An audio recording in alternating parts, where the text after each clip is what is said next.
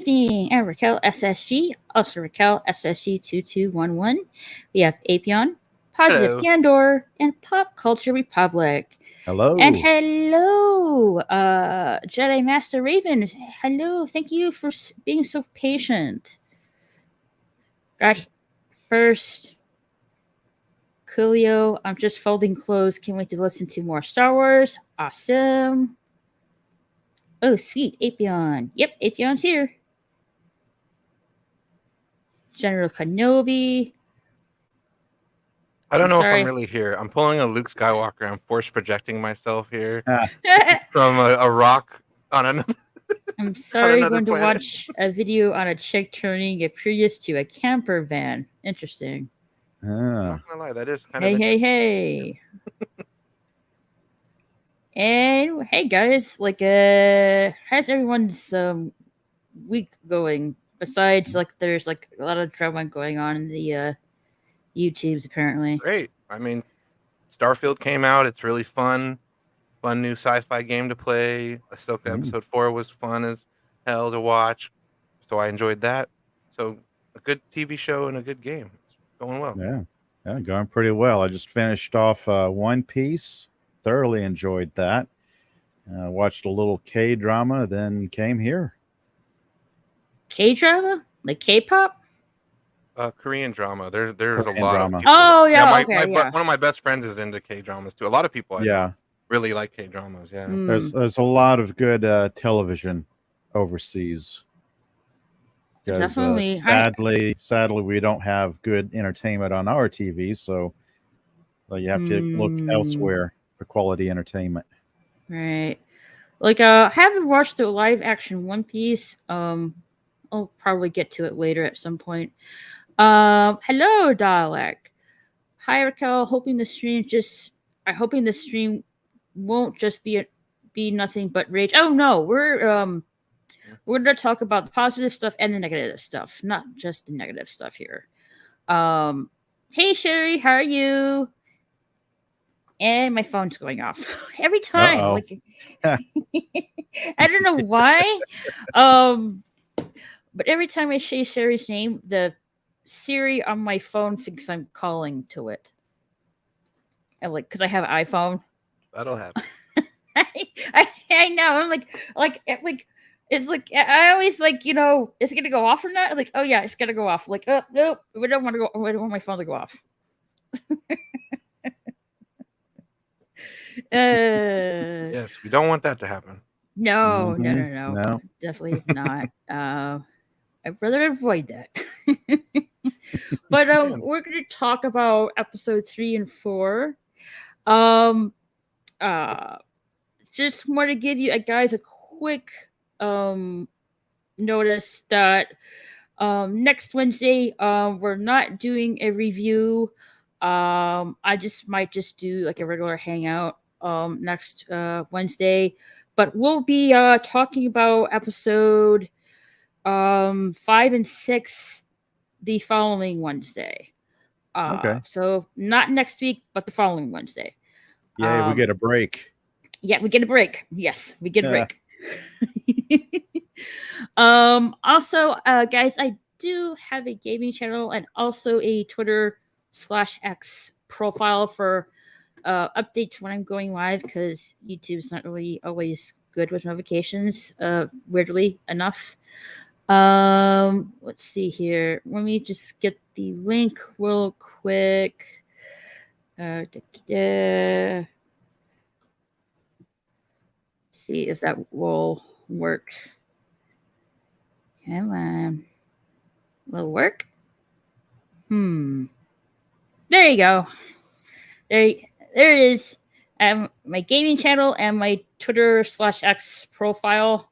You can follow me, guys, on there for your old gaming needs. And I'm definitely getting back into those 2 games I need to finish, Gotham Knights and Hogwarts Legacy. So keep an eye out. Cool. For that. Yep, that's it. Let's get into episode 3 here. Hated it. Yep. I'll try to not be too negative, but yeah, that was my least favorite. Yeah, we it do was not pretty want to be cringy. cringy. Yeah, sorry about the anger and hatred, but yeah, when they deserve it, they deserve it. When they do something good, we'll also point that out. Oh yes, Dalek episode 4 Yeah. was the shit. It was my favorite, my highest rating ever for the season of Ahsoka. Loved Yeah. episode 4, but we gotta talk about episode 3 first. Yeah. Yes. Yeah. Sadly, It happened. it Thing. it happened. All right. It's a thing that exists. That's a That's positive thing, right, Raquel? I can say that it's a thing that existed. It Yeah. happened. Yep. Okay. Yeah. Just making sure we're not going to get in trouble with YouTube here. That's good. I'm so tired of anger and hatred. Yeah, like all this hate mongering, hate watching. I'm not really Yeah. interested in Yeah. it. Is it just really like? It's just really echo chamber, really, at this point. I mean, Disney does bring it, some of it on themselves, but yeah, when they do something right, we'll point it out. Mm-hmm. All right. Yeah, let me I mean when share they had this. Sabine survive that lightsaber stab in episode 2, they were fanning the flames like, oh, we're gonna stir up some controversy with this one. Yeah. Come on, fans, comment. All right, we have episode 3. Time to fly. So it opens up with Sabine, Ahsoka, and Huang. Huang says, Kirei, Gairei, no, Kirei, Kirei, Set, Koki, and then Kai, Te. I'm not really sure what that means, but I'm assuming it's some kind of like some kind of like ancient combat move or something like that. Or I wanna just different poses like set, strike, move, set, strike. But it sounds like there's like something ancient training combat move. I want to say Japanese, but I am not really sure. I'll It have makes to. sense with all the samurai Yeah. stuff. They have Yeah, samurai themes going on all throughout this. yeah. That's why, like, I was just like, thank you, APR. That was what I was thinking. It is definitely seems like a samurai move or I was training catching that as well. move in this scene right here. Especially with the mask she adorned to obscure her vision. Yeah, that's the training mask that you'd wear when you fight with the kendo sticks. Yeah. In like Japanese Yeah. folklore, whatever. Also, they were aping the scene from Star Wars, of course, when Obi-Wan was training Luke with the 100%. lightsaber. She even kind of says the same thing as Luke. How am I supposed to see with the blast shield down? You know, Yeah, that's almost kinda like the a same. quote verbatim, pretty much. So I guess it's kind of Word it's supposed to be a callback, maybe a homage. Yeah, I guess it's not supposed to homage. be disrespectful, but it's just like, come on, man, that's too beat for beat. Like, It's what this But, series yeah. has done so far is they do a lot of homages to the past movies and past Star Wars related content, as well as some other movies non-Star Wars. So they're doing a homage to this, homage to Top Gun, homage to New Hope, or homage to whatever. But eventually they're going to have to make their own original content and not ape everybody else. No, like, what, like, if I can get it in the scene without let's see if I can get it. I think that's close enough. So it's like they're like, I think they're training lightsabers, almost kind of. And Wang shows the spots where she strike the trainee lightsabers. I'm just gonna call it that, trainee lightsabers. And Ahsoka said questions Hugh Wang, is she ready to do what's it called, Satoshi? And Hugh Wang didn't think she was ready for it, but Ahsoka thought differently. Well, might as well start early and try it out, right? And Ahsoka gives this, like you said, a kendo stick mask that screws her vision, and Ahsoka wants her to use her senses, than her sight, to Mm-hmm. attack and defend, because she says she is skilled with a weapon due to her Mandalorian upbringing, but those skills alone won't be enough to defeat the enemy. Which I agree with. Like, if you're gonna go up with a force wielder, you need more than weapons to defend yourself and find victory, in my opinion. But Or she could just fall back on her Mandalorian training. that Because too. Mandalorians for generations trained to defeat the Jedi or other Force users. I love when Hu Yang was just like, "Yeah, you're the worst Padawan I've ever seen, and I've been around for hundreds of years. You're the Yeah. worst. You're the worst. Force sensitive Padawan. You're just not cut out for it." And I'm like, damn, brutally honest, but I Yeah. mean, Because someone's got to say it. She's not Force sensitive.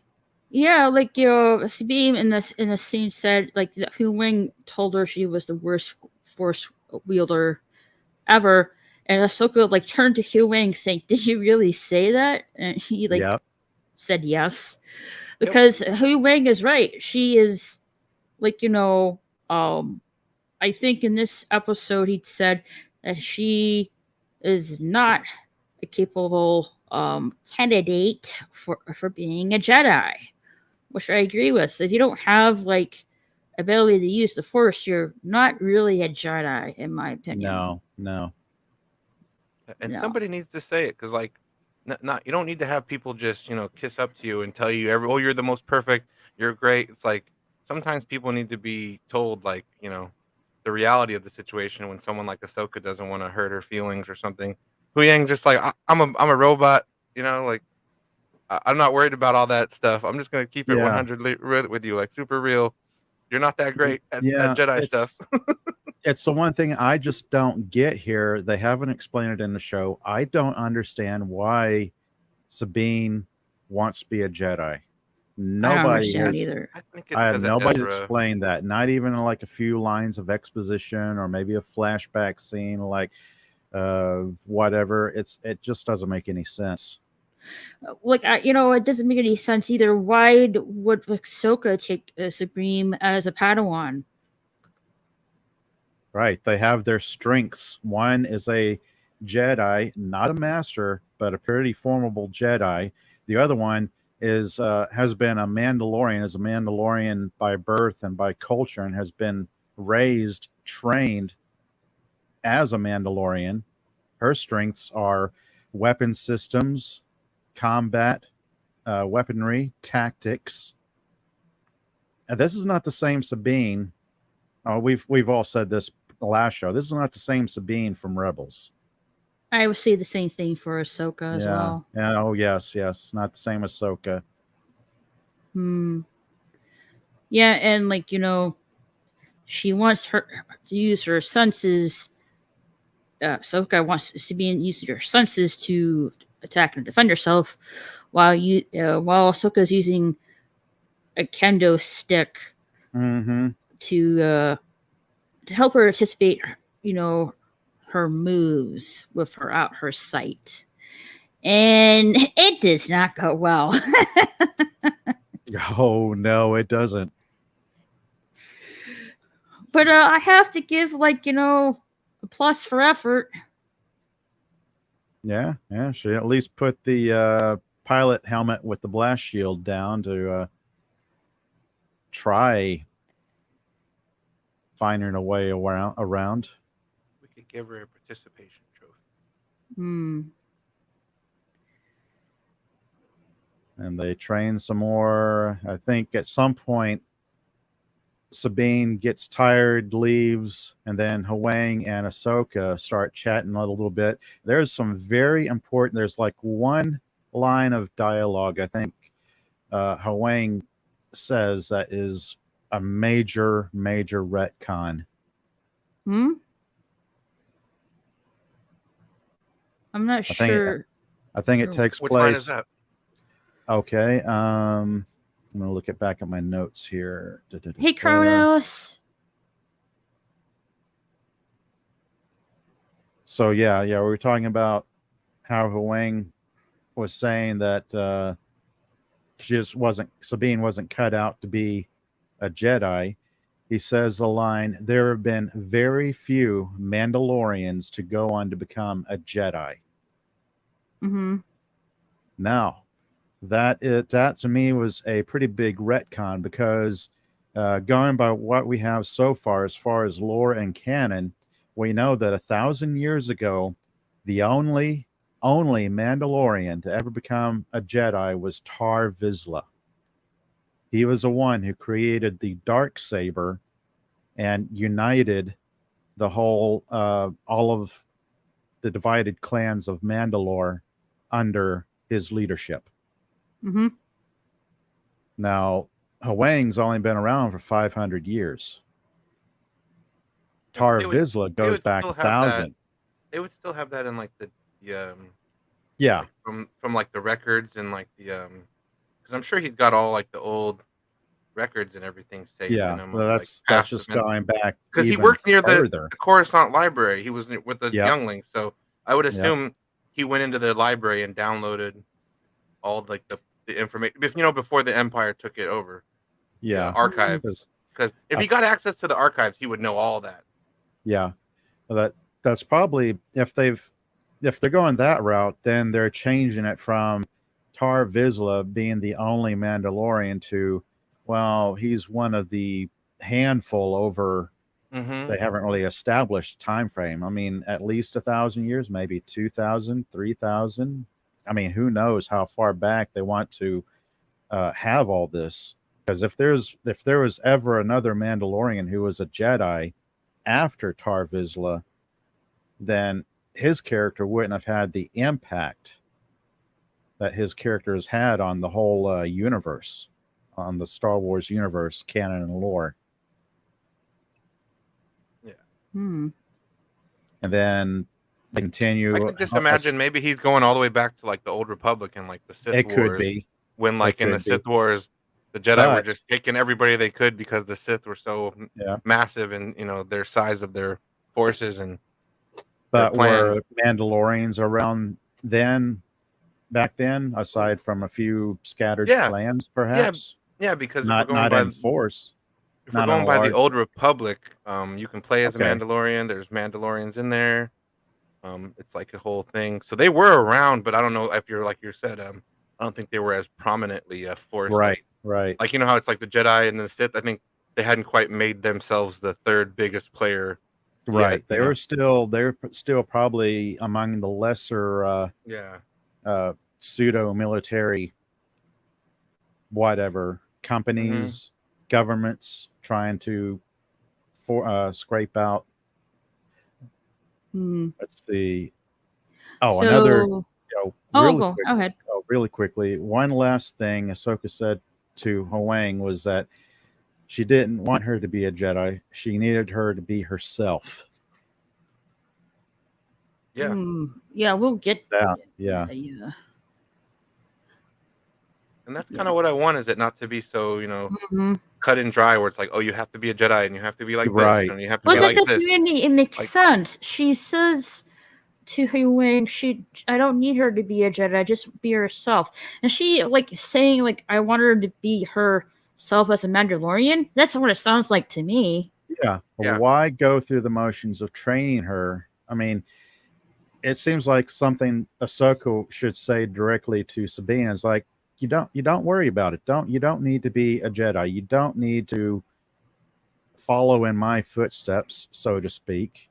Or Uh, does she want to be some kind of like almost like mercenary Jedi like her? But I don't really see that really no, happening I don't either. because she doesn't have the ability to use the Force. Or is she like alluding to the fact she'll be a Mandalorians don't need the she'll Force. be a mercenary but not quite a Jedi? Is that what she alluding to? I don't think so. I think Ahsoka is simply wanting Sabine to uh, maybe just simply be herself as a Mandalorian. Hmm. So I don't know. It's rather convoluted, this whole storyline about Sabine taking Jedi training. I just don't follow that. I just find it just like See, it's these little bits of dialogue that seems to contradict the storyline they're trying to put out, which yeah, it is it's bad convoluting, writing. and I feel it doesn't really fit the plot they're telling Mm-mm. here. Nope. I just feel it's just like misplaced, Well, really. plus she goes from zero to hero basically too. Oh, I love that song, Zero to Hero. Yeah, but She's got a what big I'm, 5-piece of a but dice I'm on her. serious. I mean, next episode, she's holding her freaking own against Shen and against Shen mainly. Mm-hmm. A lot of that's due to her Mandalorian armor because she's like blocking it with the Beskar and everything. Like, yeah, but still, I mean, like I said, she goes from basically zero to hero. mhm. And that was in from the course of just 2 episodes. Zero to Hero. I think that's from the animated movie Hercules, if I'm not mistaken. Yeah. Good song. But anyway, we don't want to get too off the tracks here. Here, Hera is like, I'm not really sure who these two characters are. Like, didn't really say who they were really in this scene. Finn's dad and Admiral Akbar's son. I don't know. I'm just making guesses. Maybe you will find out later if more episodes are released, I guess, hopefully. Hera is meeting the Chancellor Mothra, I think. Mod Mothma, yeah. Mod the leader of the Mothra. rebellion. Yeah, right after Emperor Palpatine was taken down as Chancellor, sometime after his reign ended. This is 8 years after, yeah. 8 years after, yeah. He disappeared because he didn't die, unfortunately, like he should have. He's out there. No, he's dead. 8 years. He's dead. Well, he's dead. I don't care what Disney does. He's dead. We can all believe, Pop, that Return of the Jedi was his end, but somehow he returned in Fortnite. Dun, dun, dun. And this gentleman right here says, like, that the senators several senators are waiting, including the Chancellor, and he mentions one Chancellor by name, Zeno, I think, and he didn't look really enthusiastic. Like none of them looked like enthusiastic when that name was mentioned. That's not a good sign. No. Let's see if I can get. Okay, here we go. Oh yes. The council. General Hera is like has a meeting with the council here, the Republic Council. There's the Chancellor, the other senators, and I think that is Zeno right here. He doesn't look to the it doesn't look like he even wants to be there, to Mr. be Problematic. honest. Yes, problematic.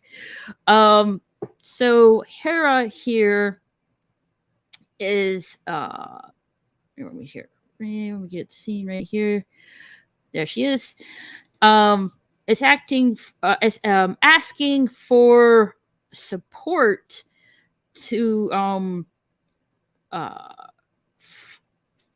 for her, for herself, for the Republic, for Ahsoka, to that she believes they're to help stop Admiral Thrawn coming back. And I think Senator Zeno was asking if you're sure about this. And as you can tell that she was not quite sure. She was hesitant. And I think Zeno said, it felt like, that Hera was asking for help for a personal mission to find Ezra, and saying that Admiral Thrawn and Ezra had disappeared. Senator Zeno has expressed it felt like a personal mission. And, the council seemed rather reluctant to send aid to Hera to stop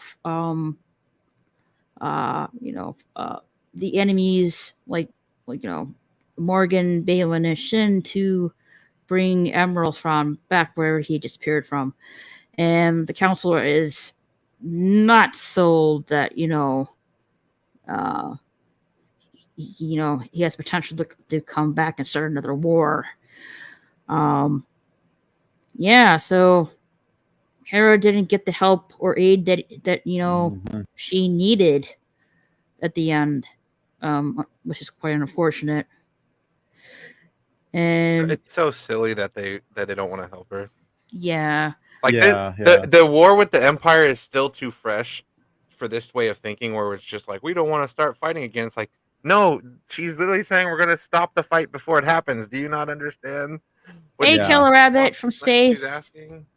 Yeah, this council or sub-council or whatever they are, it's like a microcosm of the New Republic, full of stupid and incompetent people who apparently can't learn lessons from the past. Right. And even, struck a nerve with Hera there, saying that, Ezra died heroically, and she blurted out quite frustratingly and angrily that, they don't, saying you don't know that. And they don't.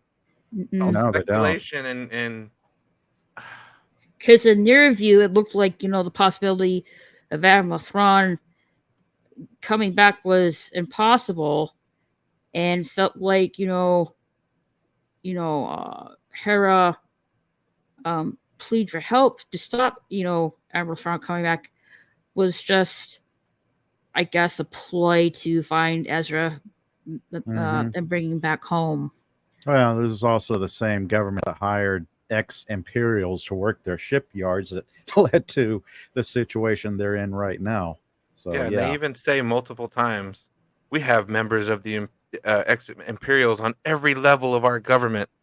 And it's like, stupid and incompetent people. Go to a temp agency like anybody else. You're literally saying that, like, they're the smartest people around, and we don't want to lose them as a resource. It's like, are you serious? If they're the smartest people around with the senators and council here, then why were ex-members of the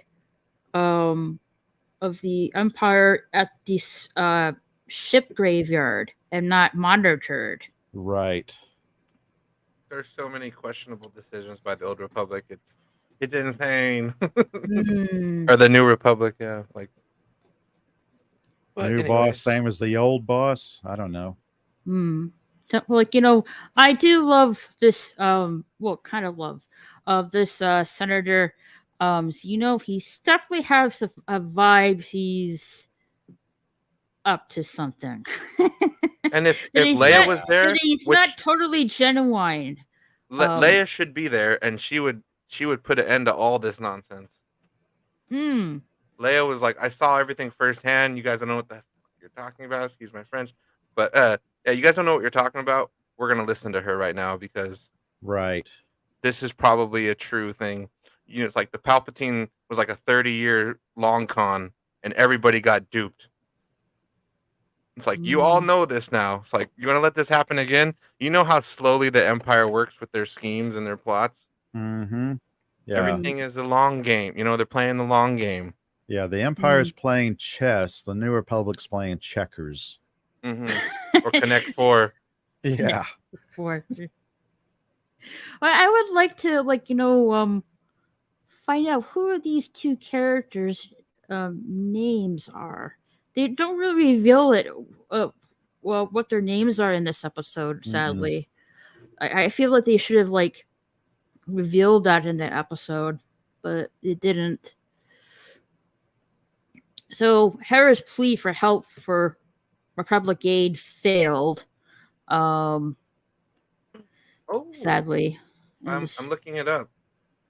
If this is true, it's Gale Akbar, so he is related to Admiral Akbar. Who's related to Admiral Akbar? If that the Kulan Mon Calamari, Yeah. I mean. Yeah, the other Guy in the background back. character. So I think he is related. Guile Akbar. If that's him, which it looks like it is. Which one? He's one I was just guessing. It's the one that looks like the fish. The Mon Calamari. Oh, okay. Mon the fish Calamari. guy. Yeah, the Mon Calamari. Okay. Yeah, if this is the same person, he is in fact related to Admiral Akbar. That's cool. Or Mo and Larry, as Killer Rabbit from Space says. Yeah, this guy, the fish guy right here. Yeah. Yeah, the other guy, I have no clue. We'll call him Larry. All right, Larry. Hey, Larry. If we get him saying it's a trap, that would be a good callback. Okay. Hera's makeup does look a tad better in this episode.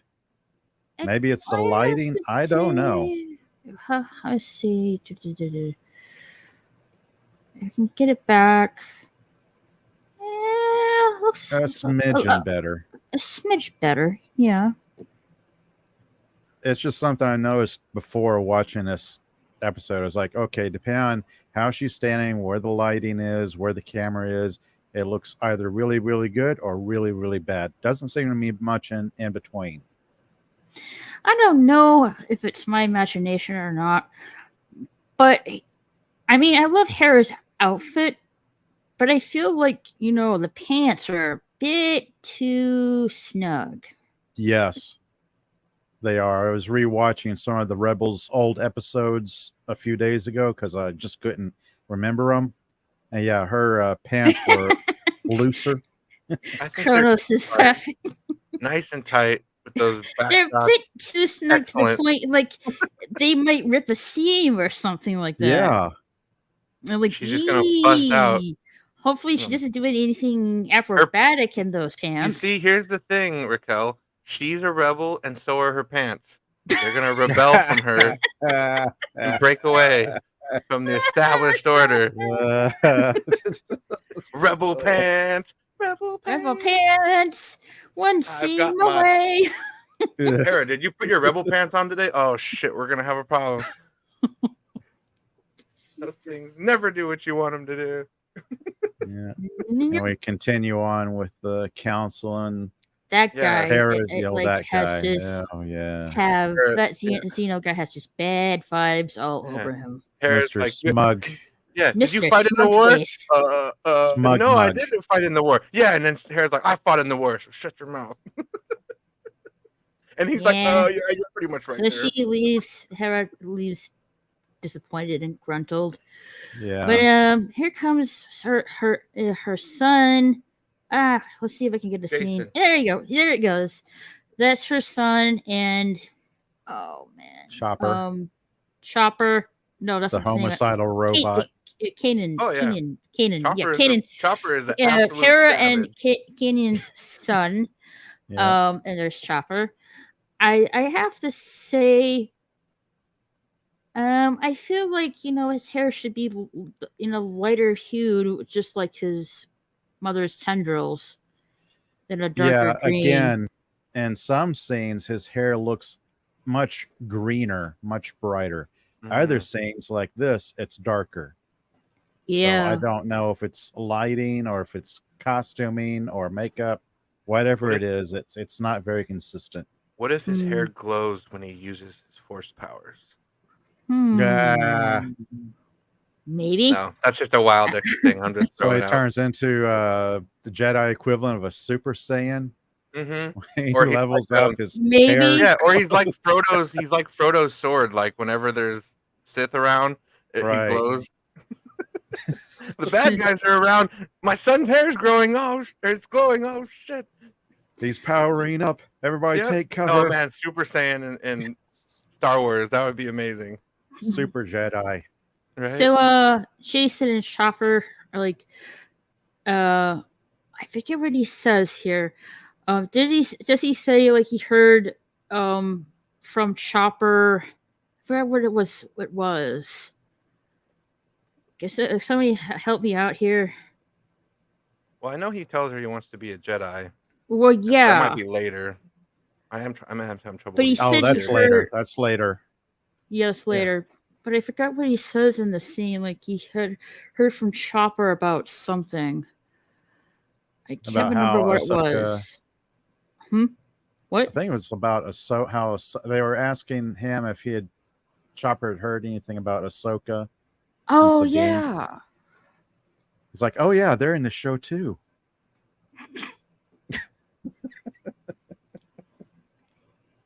And I think it was right here, her told her son, I know you want to be a Jedi because his dad is, Yeah. is Kanan, who was a Force wielder and a Jedi.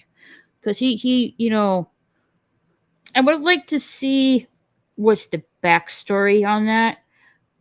Did his mother Hera didn't want him to come follow his father's footsteps, or what? I'm not really exactly sure, but I'm gonna go with that. Really, that she didn't want his son to follow follow her hubby's footsteps. But Yeah, we're getting about 10 years of backstory that is just not here. There's 10 years of backstory that's not here at all. No, like I like to know, did Hera feel didn't want her son to follow Kanan's footsteps? I'm assuming that's the case, but I'm not really sure. Also, Kanan really seems that he wants to follow his dad's footsteps to become a Jedi, and he hasn't shown it as yet in this episode, but he might, he hasn't alluded to the fact that he has force wielding abilities just yet. Right. That's But the I'm sort of thing, from what I understand. It may or may not be hereditary, the Force. Right. It could be. It's largely is, but I want to say that there were some times that it wasn't. I could be wrong on that. What about Rey? Well, Rey's got everything in her corner, though. What about Luke and Leia? Yep. So we go back to Ahsoka's ship with, Ahsoka with Sabine. There were, Sabine has expressed her frustration that she is not have the ability to use the Force. That it doesn't come easy with her. And Ahsoka says here, the Force lives in all living beings. And Sabine asks, if that's the case, why everybody could use it? And she says, Ahsoka says talent. I disagree with this. It's not just talent. It has to do with midichlorians as well. That's not just I disagree as well. This is like Oprah or somebody saying, "Oh, you can be a Jedi, and you can be a Jedi, and you can be a Jedi too. Everybody can be a Jedi." I mean, and that's true up to a point, but then we find out Right. that she's tried to develop her force powers. They're not happening, so it's just not meant for her.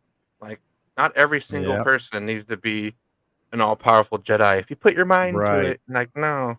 It's something special that, Mm-hmm. yes, the force is in everything, all living things, but not everybody can tap into it.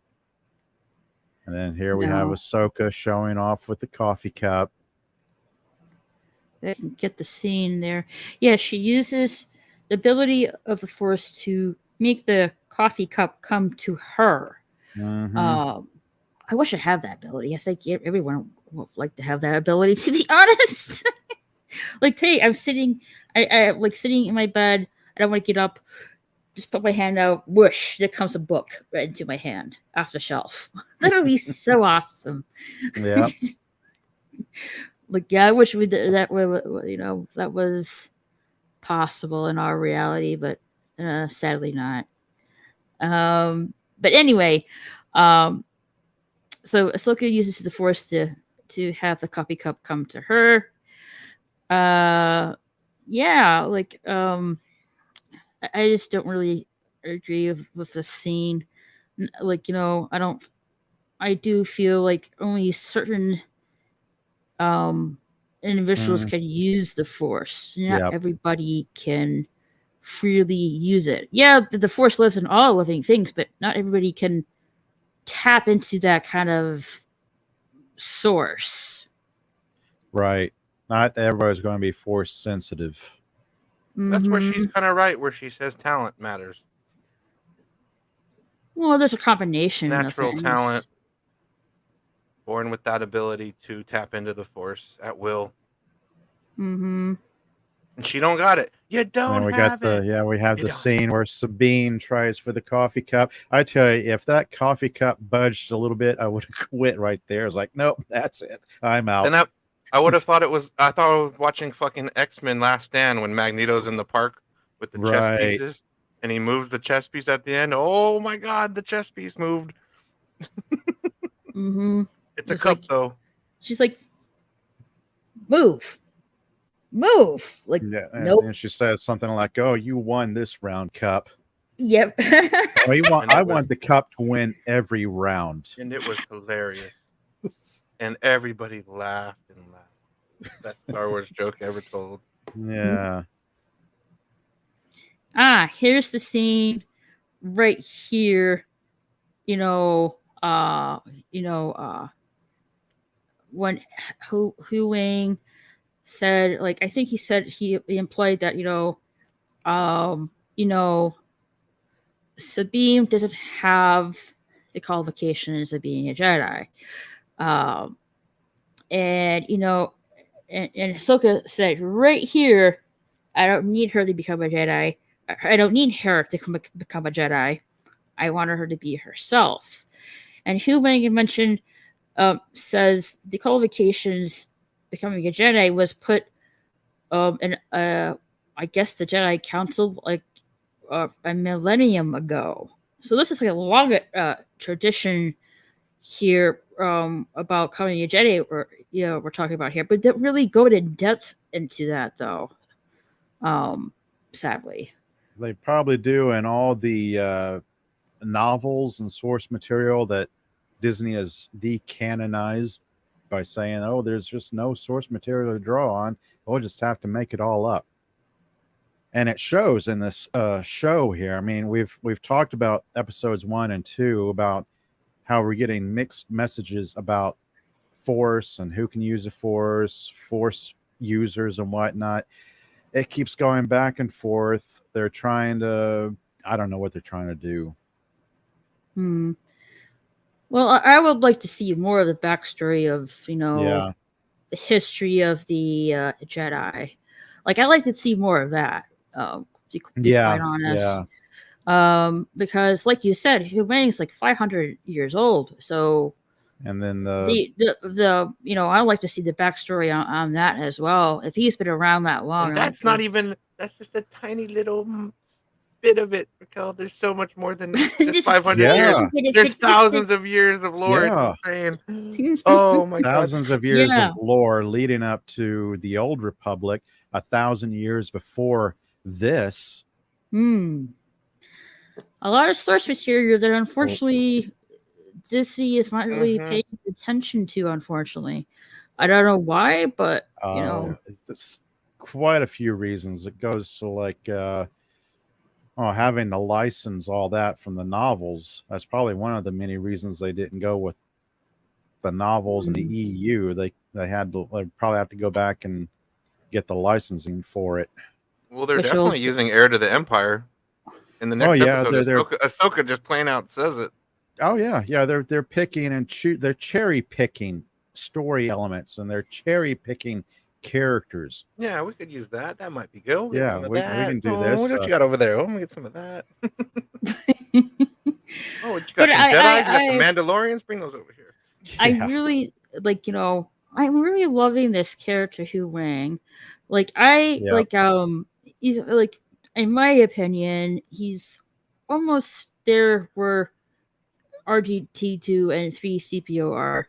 That's how, like, you know, I see this character. I definitely like, if I would like not be surprised if we see Hu Wang in the future in other Mhm. adaptions.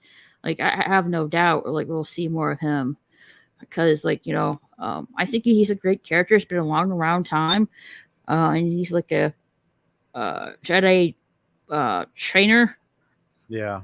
and has wealth of knowledge of Man, lightsabers and stuff like that. 500 years of seeing Jedi's like Yoda's older than that, so he didn't get to see Yoda as a Padawan, but he's got to see all the greats come through. Like he saw Count Dooku as a kid.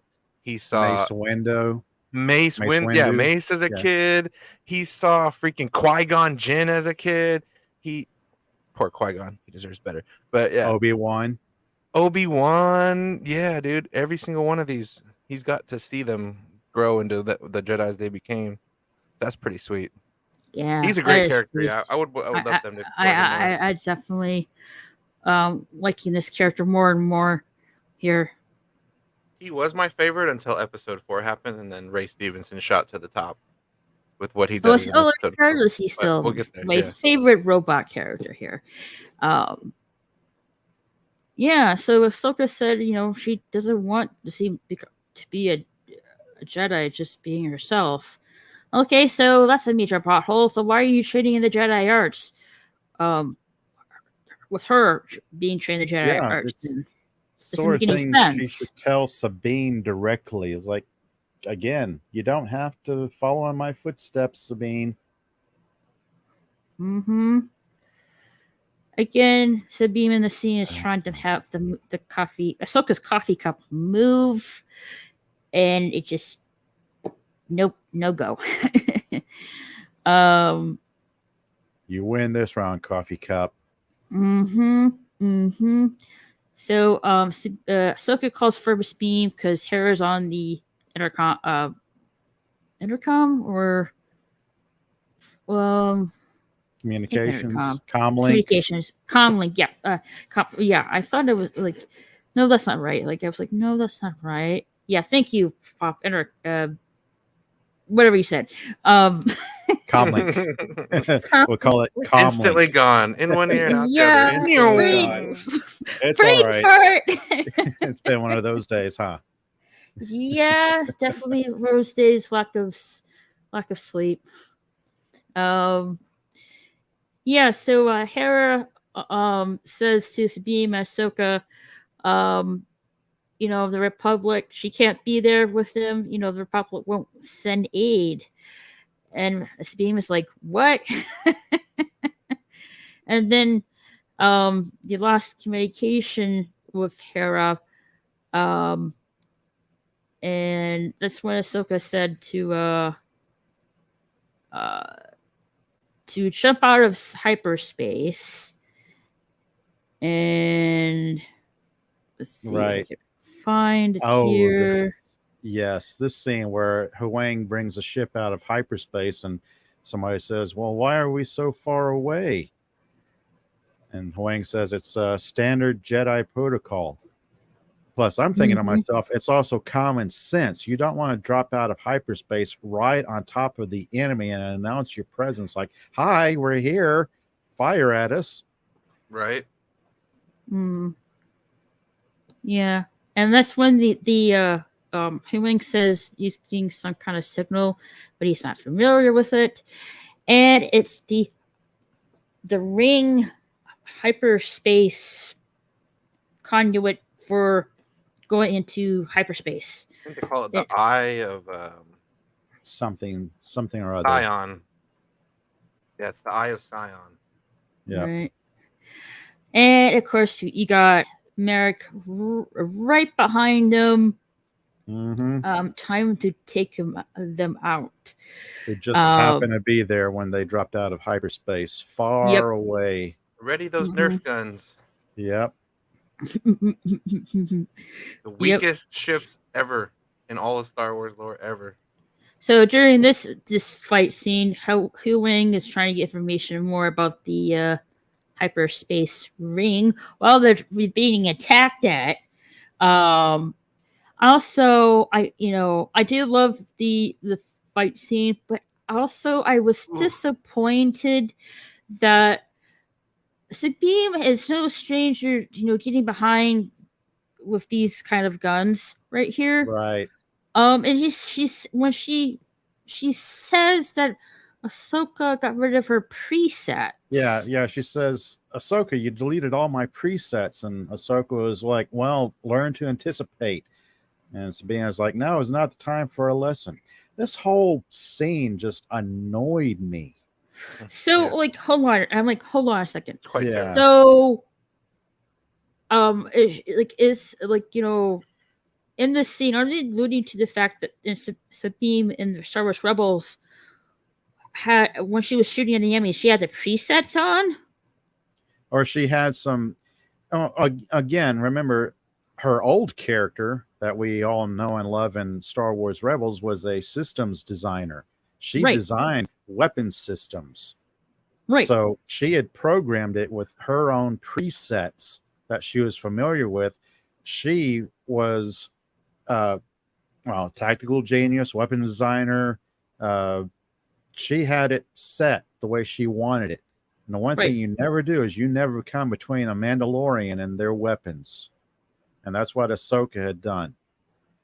She had rid of all the presets. Uses her and tells her to use her own ability. Yeah, it's like borrowing your friend's car and you're jacking the seat around and playing with the visor and the radio presets and the tilt on the steering wheel and all that, and you give it back to them and they're going, well, what did you do to my car? I have to move the seat up. Same thing. Sounds like I do excuse to me. I do love the scene because, right here in this where I'm showing, it definitely had that feel of a first person first shooter game. Oh yeah, on easy mode, very very easy. On easy mode. I guess you could see it on normal mode as well. I guess the bad guys are so incompetent and their aim is so crap. They just miss and the ship big. It's not like it's a small little ship that can dive and duck. It's a huge ship. But Sabine is no stranger with using these type of guns. And in this scene, she felt like she was like a total newbie at this scene. That she she got one shot in and she's like, whoa ho, and that's a reference to New Hope. That's another homage. I got one. Don't get cocky, kid. That's right. Yeah. I was expecting that dialogue too. So it was like, I understand that, but also I feel like you're no stranger with firing in guns at space here. You shouldn't be like a total newbie at this scene. No, she shouldn't. The whole episode was a complete reset of her character. It's like she never held a lightsaber before. It's like she's never fought in a space battle before. It's like, I didn't even watch Rebels, but I rest assured, I bet she's done these things before. Oh yeah, her character is quite competent in Rebels. Back when she was like in her late teens or early 20s at that point. This is her character when she's pushing, I don't know, late 20s, early 30s, I'm guessing. So there's like at least 10 years between Rebels and this show. Man. Hmm. Like Yoda would like be we were like, she's too old, way too old to begin the training. Anakin, we were really pushing it when he was like 12, but this is a 30-year-old. Oh, Jesus. It's definitely a nice homage, as you say. And it was good to see that as well. But If it was in a cooler space fight scene, I would have liked it. But this fight scene, this gave me such Last Jedi vibes where it's just pew pew yeah, pew pew. it's like We're just gonna wait for them to run out of space gas. How many scenes from past movies and TV shows are you going to play homage to? I mean, at some point they're going to get on with the original good content, which is episode 4. But we have to go through the bad to get to the good. Yeah, and I know you like this, Raquel, so I'm not gonna shit on it too much. I But yeah, get this. it. If I do fight, see the the complications with it as well. Yeah, it's not bad. Now, let me get to the chat real quick, and then we'll resume things here. Sure. Okay, where did I leave off?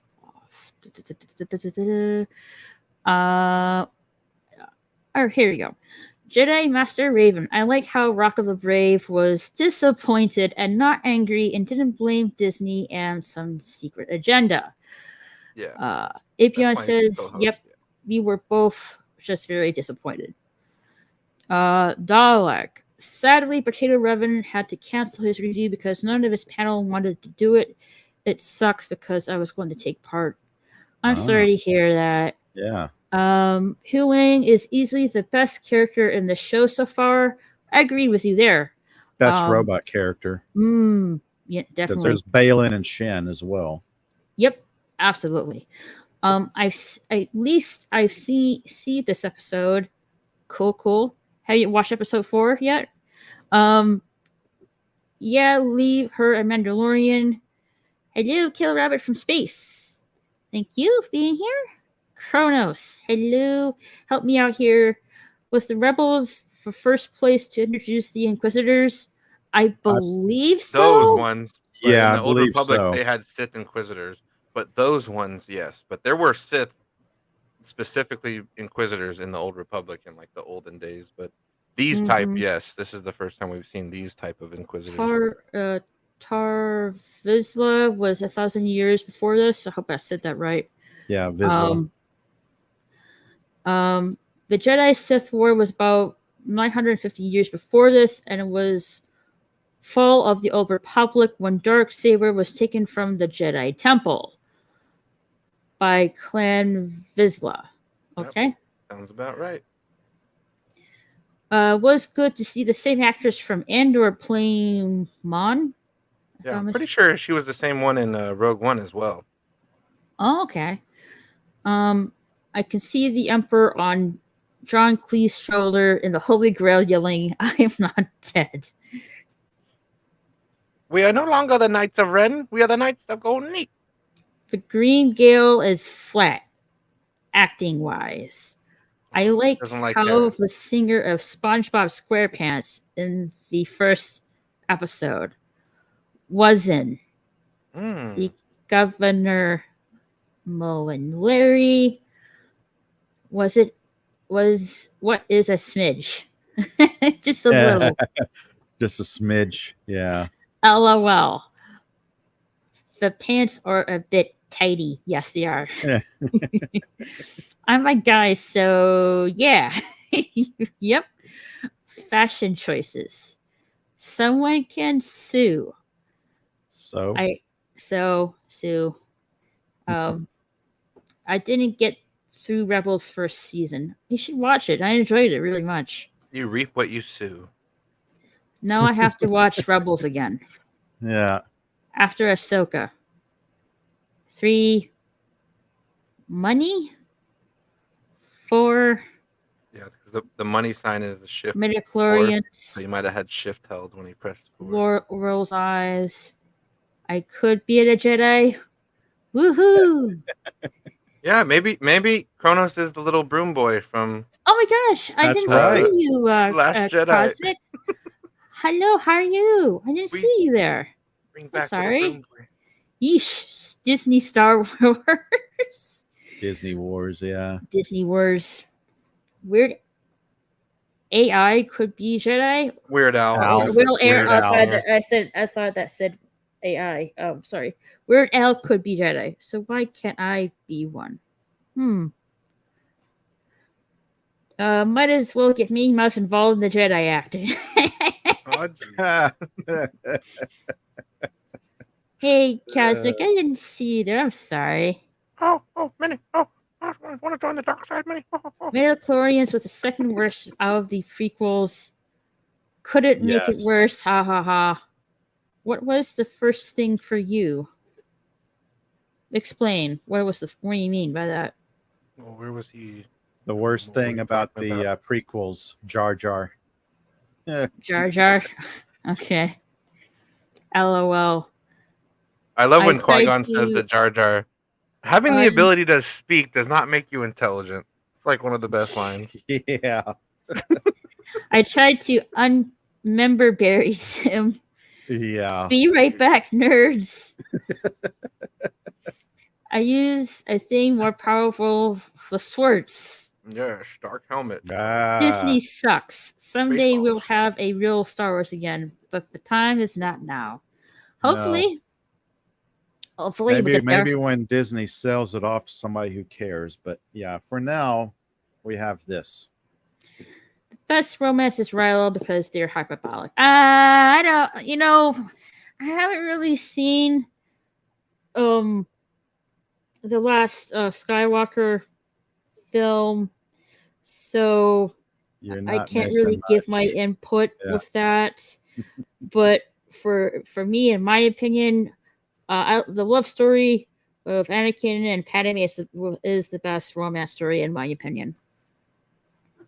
A sad love story. I'm gonna go with Han and It's like Leia, Romeo and Juliet, and and then Anakin and Padme after that. But Han and Leia is number one for me in Star Wars. Romance. back. What did I miss? Nothing. Nothing that at all. Yeah. Raquel, did you play and like? I don't know. What's that say? KOTOR 1 and 2. Knights of the No, Old Republic. no, Yeah, I have classic. not. I would like to play those two Star Wars games.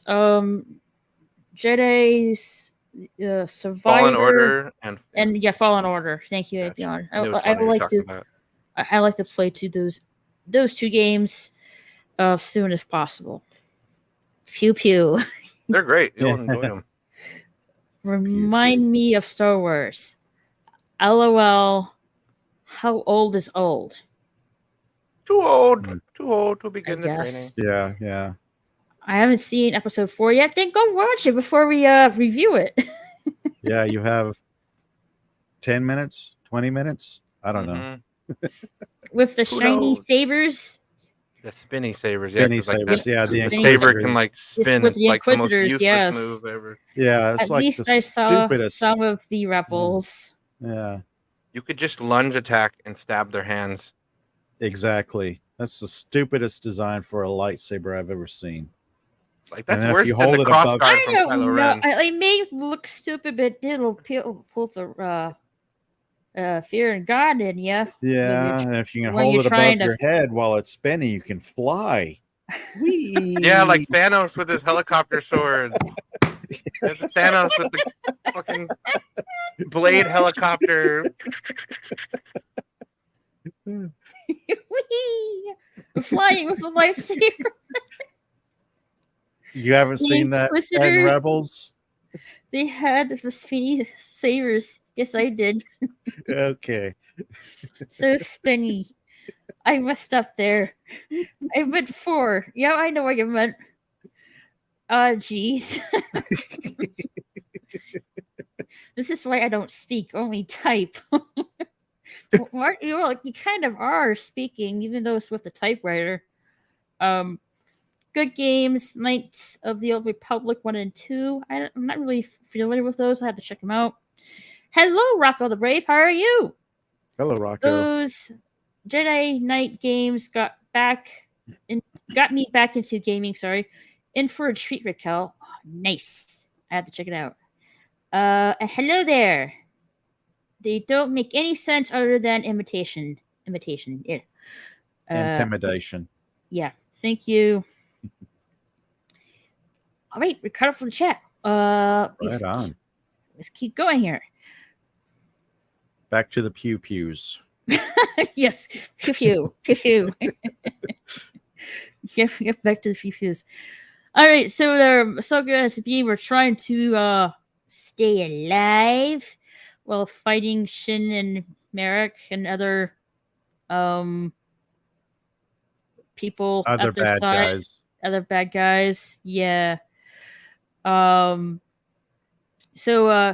Ahsoka is trying to get more closer to the ring. So Hugh Wing, you get more of a diagnostic report of it, I guess. Yeah, he's trying to get a scan of it. Yeah, scan. Yeah. And I also love how no, that's not the scene I'm trying to get. Well, okay, so there's Morgan is right here at the top of the ring, right here, like a really tall lookout, and she orders the droids to use the laser cannons to fire at Ahsoka's ship, while they're being attacked from the back from Shin and Merrick and the other bad guys. They're being attacked at both fronts at this time, and not one of the laser blasters hits the ship yet. Not yet. Not yet. It's coming up. Those turbo lasers can't turn around. Right. Yep. So I like the aesthetic in this room here. Very high tech. Reminds me of Guardians of the Galaxy, like those gold people. Oh, right. Them. The ones that made Adam Warlock and shit. They had a lot of gold, trippy stuff like this. Yeah, she Morgan gives orders to fire the laser cannons here.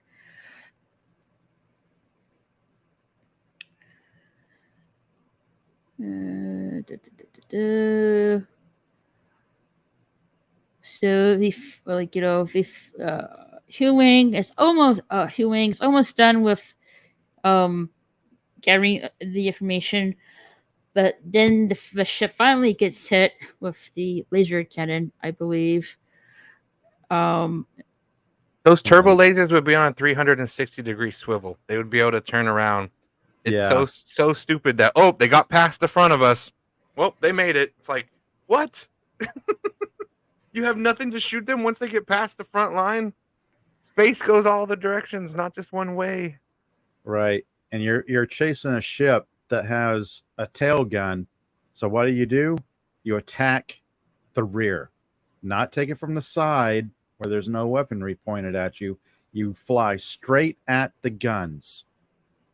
Mm. Mm-hmm.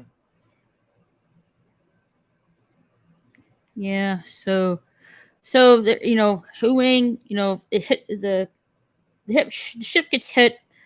Hu Wing shuts down. When he says, information gather complete, just shuts down right there, and they're dead in space right now. They're just floating in this spaceship. So Ahsoka tells Sabine to get the ship back up and running while she goes outside in a spacesuit. Oh boy, here we go. And taking care of she's going Sid to and Merrick.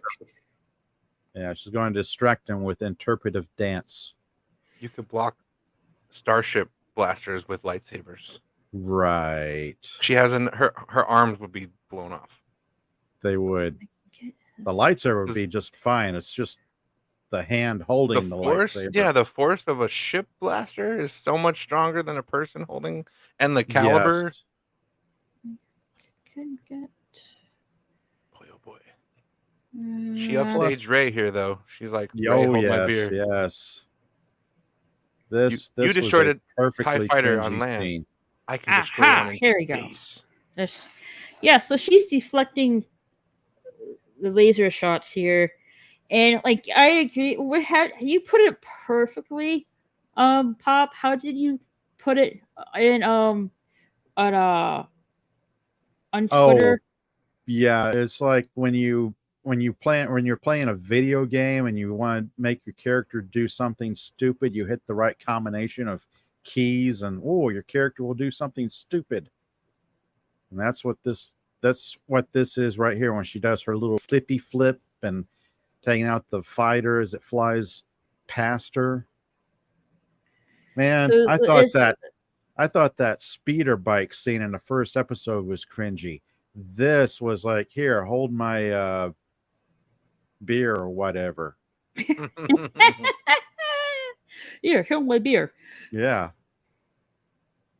Yeah, this was almost like Mary Poppins in space. Almost. Yeah, only Ooh. Princess Wow. Leia is allowed to do that. Mary Poppins, y'all. And Yeah, Yondu it's definitely. apparently. It was definitely. Uh, It definitely gives off the feel of a video game with the keys, like left, right with the keys. Move. It makes up, down, no sense. left, right. Yeah. A, B, Gravity- C, D. She's Yep. fast and she could use the Jedi powers to move around. She's stuck out here with no gravity. She's I gonna know. move slower. She's gonna move even slower. That ship would just splatter her on the windshield and keep on flying. Plus- Then, Yeah, plus the momentum of the ship, even though she's like sliced it in half, she should have been drug away from her ship just from the momentum. mm-hmm. I know the scene here is ridiculous, but to me, it's like a Yeah. homage of like old video games with the keyboard, and I just find it really hilarious. And you know, I know I enjoyed it despite its ridiculousness. It's just her and Ray yelling at each other. I can do anything better than you. No, you can't. Yes, I can. Yes, I No, you can. can't. Yes, Yeah. watch me destroy this stupid fighter in space. You did it on a planet that had gravity. I will do It's it in like- space. Yes, I can. It's No, like you can't. Muppets from like pigs in space. Oh, All of a sudden, that speeder bike scene from the first episode doesn't look so bad. Hmm. oh my god. Yeah, this is probably the worst minute to 2 minutes ever of Star Wars ever. Yeah. It made me facepalm so hard when I saw it the first time. I'm like, oh no. I just find it funny, really. Yeah. Like, she's just like, yeah, Sabine, you start the ship back up. I gotta go outside. I gotta put my specific spacesuit on that's made from my species that has tentacle ears. Right. It's gonna take me like 5 minutes to put this thing on. They're gonna wait for me. Oh my god. With her suit out here, with her space suit, yeah, that takes time to put on. Yeah, well, she can do it in a minute flat. Yeah, because there's enemies. The enemies are at the gate, but you know. They're gonna wait for Time you for an outfit to change. put your space suit on. Oh my god. Just saying. Woo! And she's floating in space. And Sabine like flips the ship around to pick her up, scoop her up, and she they conveniently finally, lands right into the airlock. And she says, "Punch it." Yeah, she finally gets this ship ready and going. And the planet. I forget the name of the planet. It's not Yeah. important. It's not important. I with like, Red you know, Forest planet, I I don't said know. this before and I'll say it again. For some reason, I know it has a different name, but for some reason, the name Cornelius jumps up in my mind. Well, they did go to Corellia in that one episode. Maybe that's why. That could Yeah, be but it. I don't think that's this planet. I forget No, the it's name not of the Corellia, No, but I it's think not. It's I think not that's where your mind's going because I did go to Corellia and I remember you saying something like that. Yeah. Cornelius. Um, I don't- Cornelius. I don't know what the name of this planet is, though. Does anyone know? I've already forgotten it. Did they even say the name of the planet? I'm I not think sure. they- It has red trees. I think they did say the name of it, but after witnessing that spacewalk to end all spacewalks, I felt my IQ drop a few points. Red. Oh, hold on. Red. Don't think about it. trees. Just Yeah. enjoy it. Just turn the brain off and enjoy the pew pew action. Okay. So the first planet, in the first episode that Ahsoka was in was Arcania, the destroyed Asian my sister's temple. Lothal. Oh yes, it's Cetos. Okay, there it is. Yes, planet Cetos. That was once inhabited by Asian people from a distant galaxy. As opposed to planet Standos. Or Cheetos. Yeah, Cheetos. Cheetos. Oh, I love I love the Cheetos puffs. Crunchy, but also have a lot of cheesy Mm-hmm. stuff on your fingers. Anyway, so No. they take off, Yeah. and Shin and Mac are still right behind them, and then they were greeted with the space whales, the Purgles, and they're much bigger than they were in Star Wars Rebels. They're like twice the size, I would just say. Yeah, they've obviously grown since then. Yeah. No, in my mind, They've I been just feeding on heard- that space plankton. Yeah, in my mind, I just heard Scotty say, "Admiral, there be whales here," Oh, boy. Yes. and boom, there's the I whales. was waiting for that too. Yeah. So Shin here, she is yeah, right, Kronos, crazy eye girl. Shin, yeah. The crazy eyed girl is crazy looking. That's right. She's a cool character, but she's a shit pilot in this episode. Yeah, But They're all it shit does- pilots. It does show, though, that Sabine is a much better pilot than Ahsoka, because Sabine was at least able to fly around, dodge everything, get through a opening she saw, and the space whale, pod or whatever, and then make her way to the planet and land under some trees. yeah, they're fighting, going around the Purgles and stuff like that. Mm-hmm. The space whales. And that's a bad scene. There you go. And Shin is never takes her eyes off the target. So yeah, Kronos, crazy eyed girl. Yeah. She's Still misses hell. nonstop. She's Yeah. hell on intent, taking Ahsoka and That's the Sabine problem down. I have with it. I agree with you. She's super focused, but they show her missing and doing stupid things, and it's just like, Yeah. you're focused, but you're terrible. You're not doing anything. Yeah. Inexperienced. Well, she If is a she was as- Padawan. Yeah. She's If a she was Padawan. as old as Balin, she would have experience.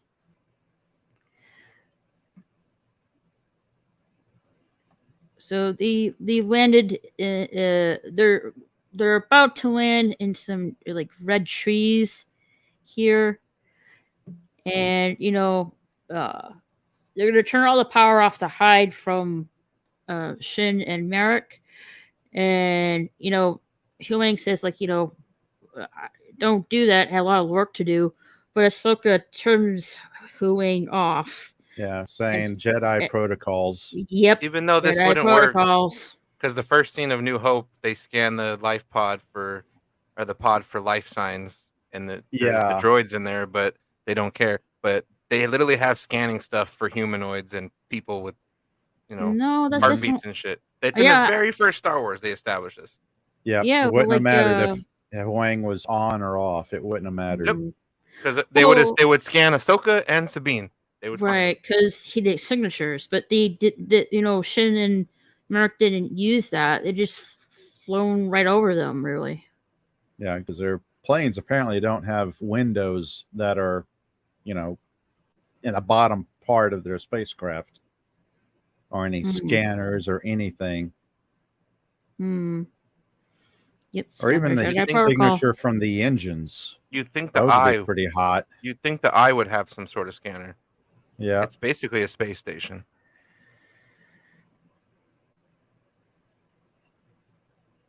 Yep. The Shin and Merrick go over the spaceship where Ahsoka and Sabine and Huang are. Mm-hmm. And Ahsoka said we want to take a chance to power things up. She did, and they turned Huang back on. And let's see here if I can get it here. Here we go. See,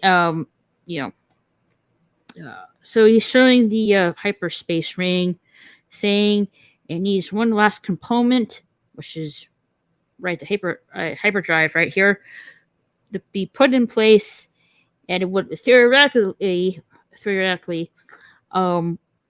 would help transport people to another distant galaxy, supposedly. Yeah, they've got 6 hyperspace engines. They're putting in the 7th one, and that would make it capable of traveling vast distances in a short amount of time. Yeah, because these are all the engines that they were buying up and getting on Corellia that Hera was worried about. This is where they've gone. At the shipyard run by ex-Imperials. Yeah. Especially with that squirrely guy. And the New Republic's just like, we'll turn a blind eye, whatever you're doing. We're not looking. But you have a 30-second head start. This scene excites me because this is like in Star Wars that we know and love. They only use their ships are qualified to use hyperspace within their own galaxy. This is a huge leap for Star Wars in general. It is. To use a hyperdrive to go to distant galaxies, because I would like to see how the Force, the Jedi, and the Sith come into play with these different galaxies. It's really interesting how that's gonna play out, and I'm looking forward to see how that happens. Really, it would be good. It would be very entertaining. I just don't know if Filoni is the guy to make that happen.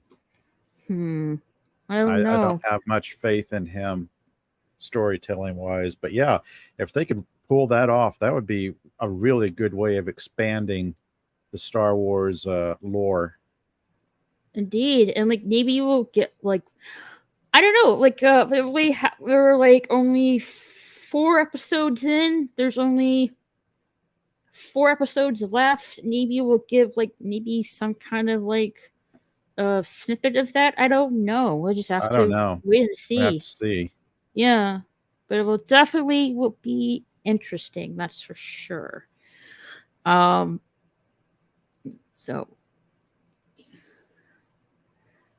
here's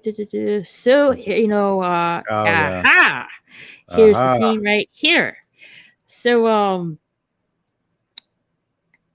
I think one of the evil members of the gang, or hired gang, mystery gang, Mystery okay, gang.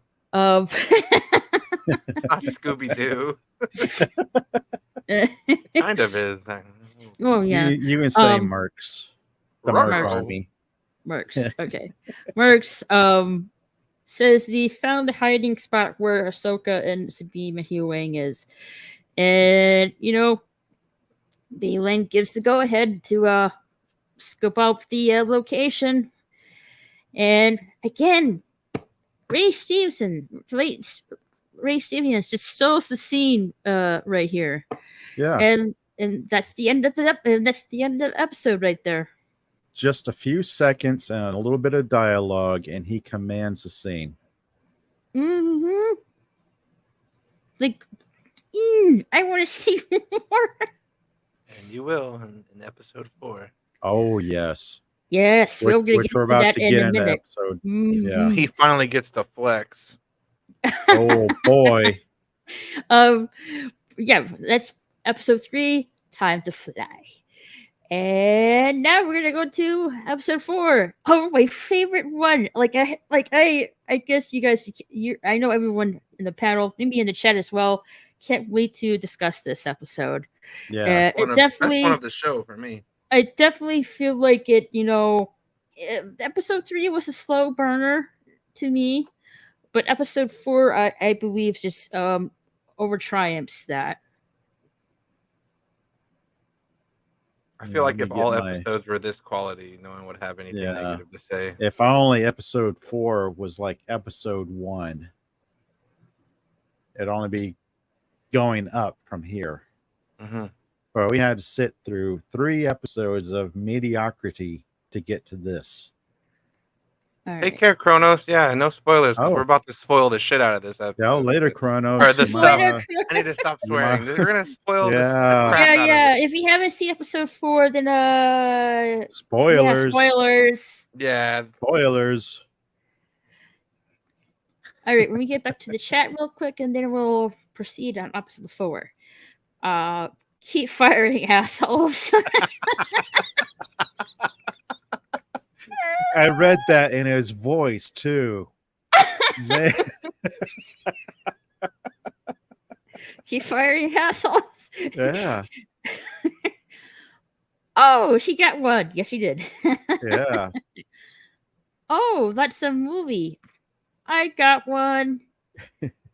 Great kid. Don't get pensy. I think he's trying to say something else. Yeah. I love Guardians of the Galaxy. Me too. LOL. I love the first 2 GOTG, but not the third. Guardians of the Galaxy. Okay, Guardians of the Galaxy. Didn't hate the third one. However, I'll go 1, 2, 3 in ranking. Only saw 3 once. Good soundtrack. Didn't care for the parts of it, but it did seem to end well. Mixtape. Woom woom. Okay. I don't know. Flippity flip sounds hot. LOL. And Mary Poppins, y'all. This is why it's better to read certain stuff like at the time that we're talking about it. Then we kind of adds more context and we know what they're saying. Just like a sin, she thought the nap was a Dragon Ball. So Ahsoka with her oh yeah, she had her full on Vegeta outfit. Yes, with her spacesuit. Yeah. Yeah. She's like, I am the Prince of all Jedis once again, and she struck down the ship. Oh great! Now I have a father and son in my brain. Mary Poppins Wars. I was willing to give Disney the benefit of the doubt after The Force Awakens, but that horror in The Last Jedi was unforgivable. Agreed. The eye squirts. Raquel sounds frustrated. No, I'm not. I'm having a good time. First we have Mary Sue, then Mary Poppins. What's next? Mary had a little lamb. Nice. Cheetos. LOL. Crazy-eyed girl is crazy looking. Yep, Shin's really focused, taking Ahsoka and CBM down, but manages to miss all the time somehow. Blink your eyes for once. Please blink your eyes for once. Yeah, she never blinks. No. Nope. Wang blinks more. Because he's a robot. Yeah. They found them through Apion, so some. Scanners worked, LOL. Disney would decanonize the original trilogy for all they care about a canon. Yeah, sadly. Did Ray Stevenson sense them at the end? I think maybe. Well, yeah, he's using his seer powers like all throughout Yeah. this, where he's like kind of seeing into the future a little bit. Like it seems like that, anyways. I'm not 100% on that, but it seems like he knew they were there. And especially in episode 4, he knows some things. Right. True, give him enough time, and they would get around to remaking the original trilogy. R.I.P. By the way, Squirrel. Yeah. Squirrely. You're a very squirrely guy at the graveyard. I mean, ship Yard. yard. Yeah, sorry. Long time ago, in other galaxies far, far away. Yeah, Could be. yeah, could be. Yeah. Ray. Yeah, I'm going to leave. No spoilers. Okay. Thanks for coming, Kronos. Yep. So I'm sure you understand. Later, taters. Anakin is Luke's dad. LOL. Um, Well, Spoilers. the spoiling has not happened. Like Apion did, though, just like just at this moment. Yes. Yet, what is Dragon Ball? It's an anime. it's one of those things that hangs on the bottom of a dragon. When they fly around, they have 2 of them. Dragon Ball is a reference to the anime Dragon Ball Z. I know what Dragon Ball Z is. I just was never into Yeet. Gotcha. Still no spoilers. So still here. Okay. Oh, okay. You want us to spoil it for you? Well, go ahead. Okay. All right. You may fire Yeah. when ready. Fair warning. Spoilers up ahead. Yep. Fair warning, spoils up ahead. All right, episode 4, Fallen Jedi. So, Sabine here and Hugh Wing are trying to fix the ship to get communications back up and running. And still trying. Let's see. Ahsoka is outside of the ship. She seems on edge, I guess. Like she's like expecting something. She's worried about Sabine. She asked her, "Can I trust you? Do I need to Mhm. worry about you?" And Sabine's like, "No, I'm good. You can trust me. I'm all good." Mm-hmm. Which, Yeah, she seems concerned about something. Yeah, this is more clunky dialogue. It's like they're having more spats and disagreements, and this more cringe levels of dialogue. Looking all stoic again. Yeah. Especially in this scene. I take it as a setup for what happens at the end, for that payoff. Because she's asking her, "Can I trust you?"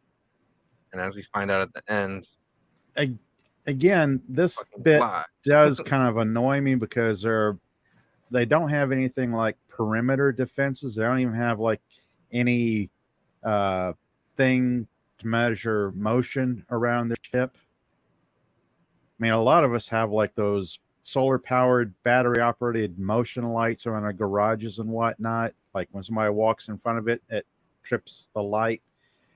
You would think they would have something like that around the perimeter. Yeah. Because they're just wide open.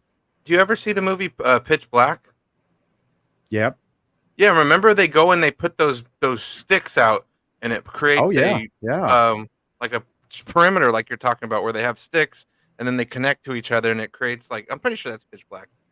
That could like connects around the down ship, so they have an area and they know when something trips through it. I know I've seen that in one movie. I thought it was Pitch Black, but you know what I'm talking about. Oh yeah, yeah. Like sensor sticks, and then they connect. Plus, Ahsoka, having use of the Force, should be able to like. You would know. She could sense danger like spider sense, exactly. Yeah, if Obi-Wan and Anakin can sense those little centipede critters climbing up on Padme. Padme's bed, and they both rush in and make quick work of those little centipedes before they bite Padme. Ugh. That's just in the next room. Anakin literally swung his lightsaber like inches away from her face. Yeah, expertly. What a ballsy move. Yeah. Yeah. And doesn't even singe her, doesn't even touch her. He kills No. it perfectly. I'm like, holy smoke. It was like like a chef handling knives. Yeah. Oh yeah. It's like Yeah. you see Obi-Wan stiffen up, and then Anakin says, "I sense it too, Master," and they both rush into Padme's room. Here, Yeah. Ahsoka is like, yeah, something. Yeah, could because be out Anakin there." even And it's like, says, Man. before that, Anakin even says, like, I could sense everything that's going on in that room. Nothing to fear, Master. You know what I mean? And but yeah, Obi-Wan did sense it first. But yeah, like Anakin And had then that Anakin confidence did. where he's like, I could sense it. Yeah. So him training Ahsoka, she should have something along those lines. yeah. Mm-hmm. And plus, it's a wide open forest, no obstructions. You could like literally see for like, I don't know, 30, Miles. 40 yards. Isn't it kind of dark and foggy a little bit? Yeah, There's a dark. bit of like a fog at the ground, really. But still, Right. you should be able. Experienced Jedi should be able to sense things coming. See, what they could have said to easily explain this away is like, oh, this planet is like shrouded in the dark side. It clouds my vision of the Force, so like I can't Right. sense what's coming in those trees. Like just one quick line like that, where it's like, yeah, my Force senses are scrambled a little bit by this planet's dark presence. Or something, 'cause- There is a neat thing that happens later on in this episode that Balin kind of huffs and says magic. So they could have said this planet has a connection to the Dathomir Night Sisters and their magic, which is kind of odd for this universe, because in the Star Wars universe, we're used to the Force, Jedi, the Sith, the Force. Magic is kind of a oddity here. So it makes me think perhaps magic, the Dathomir magic, the Night Sisters magic, is not native to this galaxy. So who built the ruins then? Well, didn't Morgan said that well, we'll get to that in a minute. Yeah. Didn't she say in, I would say, episode 2 or 1 or 2, that the that was like another Night Sisters temple? That's what I thought. Right, yes, right, yeah. The Night Sisters did have a presence on this planet. Yeah. Yes. And they apparently got around. Plus, I'm thinking they're not, well, the ancient Night Sisters weren't from this galaxy. Yeah, like they jumped using like the Mhm. map and everything. Like they came from there. Because That's there's interesting. yeah, So, if that's true, that means the Night Sisters have knowledge how to go to galaxy, which Right. could explain in episode 3 and 4 how explain how Morgan thought to come up with this hyperdrive ring yeah, in the first place. yeah. They could have some- gained the knowledge from the Old Republic, like finding an old text or something about like Right. Starforge and all the other stuff that happened before them. Because the Night Sisters have been around forever. Like they don't Yeah. age like us. We haven't gotten to it, but there is a bit of dialogue coming up later on in this episode Same, that I yes. believe is kind of a retcon in some way. Okay. Yeah. So like Ahsoka's like very tense that she's expecting Well, yeah. something to happen. And then don't forget, Hu Yang also says here, you and Sabine have to stick together. You're Yep. you're a powerful Oh, force when you guys work goodness. together. Please stick together. Like he's begging her, like you guys need to stick together. And she's like, okay, he's we will. begging, This is like, very he's important. begging- Yeah. He's begging both of them to stay together. Yeah.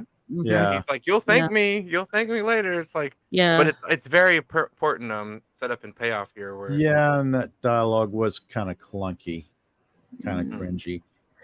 And liked here we go.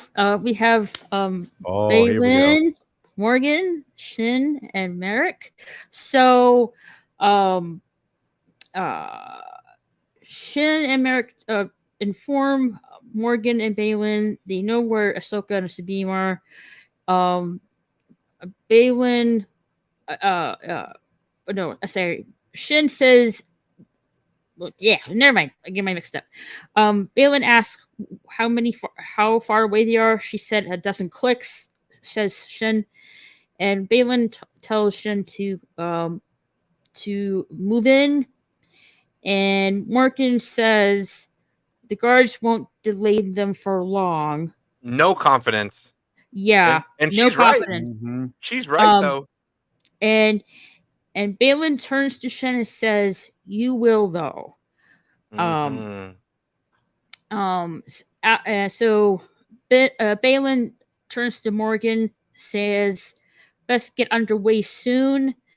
And Morgan right there says, "Is that a note of fear in your voice?" And Balin responds, Respect. Experience. Yeah, experience. Mm-hmm. And she also says, "Have a little faith," and then he says, like one of the best lines of the series, "Faith. I lost that a long time ago." Yeah. Oh yeah. So I well like- delivered. I like So the well depth of his delivered. character. What a character. It is. Right? We'll get to that. So full of intrigue. Like, tell me more Yes. about you. We'll I get must that know. too. We'll get that part in a few Mhm. minutes here, Apion. Faith. But yes, I like. Oh, I do love this scene right here. So Shin and Merrick are on the way to intercept Ahsoka and Sabine. Back to the Ahsoka ship. Sabine is looking for something, and she's like frantically looking It's her for blast. It's like the cartridge to her blaster. 'Cause she it. can't. Right. It's She a needs- firing cap. She can't fire without it. So she's Yes. desperately looking for her. Yeah, a trained weapons expert does not know where her blaster cartridge is. It shows that she really hasn't put this gear on and done this in a while. for quite a long while. Yeah. Right. So she's kind of frantic and she knows she needs to, but she's not ready for this again to like put the armor on. She's get got the weapons out. jitters. Yeah, Yeah. exactly. She needs to get back in her groove. I mean, she should have the jitters. She got ran through. Yep. Like And- this is like the best character moment for Sabine for me. Like, yes, you lost. Not only that, you should be dead. And she even kind of acknowledges that. She's like, I kind of got my ass kicked last time. And you Yeah. notice the one thing about her armor that is kind of important about that is how minimal it is. Mm-hmm. Yeah, a lot of like scar shoulders, a little bit of a chest piece, bracers. That's That's it. it. yeah, No. it doesn't like Yeah. mm, Her not, character not that much favors- coverage for protection. You know what I mean? Well, even back in the Rebels series, her character is always favored speed and mobility as opposed to being a tank Mhm. like Paz Vizsla or Din Djarin or even Boba Fett, where they wear much more armor. Oh yeah, Like, Din's totally a tank. There's like those scenes Yeah. where he's just like sitting there literally tanking like blaster fire from all sides, and he's just like, "Do something! Oh I yeah, can't move. I'm getting pushed down Paz- by the yeah. blasters." Paz Vizsla with his giant Gatling gun and his Yeah. armor, he was tanking everything and killing everything in sight. Yeah. Well, Ahsoka like founds the cartridge to her blaster. Yeah. gives it to Sabine. You know, and you know, Wing's like outside of the ship. He trying to fix communications, and you know, and then the other robots, I guess, assassin. I don't think they're assassin droids, more like fighter robots. Yeah. And Um, Huang holding his own is like, Yeah, Huang's like getting some robot punches fight. in. Yeah, like Go. yes. Go, Huang. Get it. It's like Get it, boy. it's like Rock'em Sock'em. That's right. Like this yes. 500-year-old robot will show you what for. Yeah. It's like yay, robot fight. Get him, Huang. Get him. Yeah, he definitely holds his own. Yeah. And Sabine, so the communication place Wing was trying to fix got broken again, and Sabine inside the ship says that Wing's a daft robot, and Ahsoka says Wing wouldn't do that. And they like went outside, and that's where Yeah. she lights both they're her surrounded. sabers. Yeah, And then we start getting into the meat of the episode here. Yes. Ahsoka takes her lightsabers out. Sabine gets her blaster out. They're fighting the her wings are fighting the robot, and they're fighting the other evil members. And Sabine is just dual wielding like a boss. Mm-hmm. Both blasters, just different targets, going pew pew pew pew. Mm-hmm. Oh, I fucking love all the fights. I'm sorry I keep cussing. I need to stop doing that. I just say. You're fine. My bad. But I love this part so much. Like, did we already pass the Rock'em Sock'em Robot part? Where yeah, we did. Yeah, we did. The other droid. Dang it. Rock'em Sock'em Robot. At this point, I was going, finally, Sabine Some action. Man. Sabine is being a Mandalorian. Yep, best Sabine scene in the whole show for me so far. I'm like, yes, I can get behind a character like this. Sabine is going back to her Mandalorian roots, her Mandalorian training, and doing what she is best at. Dude, when she wrist cabled the one droid and like pulled it, I'm like, yes, dude. Yep. And the dual blasters, like, heck yeah. Yeah. Yep. Please and thank you. Yes. So and now she just needs a jetpack, and we're good to go. Oh yeah, I haven't seen the jet. We haven't seen the jetpack yet. She needs a flamethrower too. Not since Rebels. She had again. It was a very small jetpack, much like her minimal armor. It didn't even have a rocket launcher on it. It was just a simple, very sleek jetpack. But still, it fits her character, where she prizes speed and mobility. Mm-hmm. So they won. They wiped out all the enemies, and they're about to head. Ahsoka and Sabine are about to head over where Morgan, Balin, and Shin and Merrick are. Even though Shin and Merrick are on the way towards them, also. Before Ahsoka and Sabine take off, right here, as Apion says, you're more powerful together. Please stick together. Right. Best line in the episode, because it's the best setup and payoff of the episode. Very critical and important information. Stop bickering and fighting like sisters, and support each other. It just could have been delivered a little bit better, I thought, but yeah. Mm-hmm. Important dialogue. Fair enough. It is important though, and it is a setup and a payoff, which I'm missing in my Star Wars. Yeah.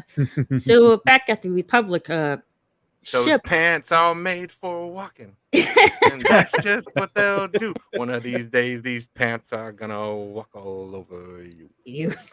Or rip. Or rip all over you. She bends over to grab something and rip. Oops. Oh, I've seen that happen. That would be the most freeze frame Star Wars clip ever. That would be the most talked about, memed, everything. Oh my gosh, they do it. Yeah.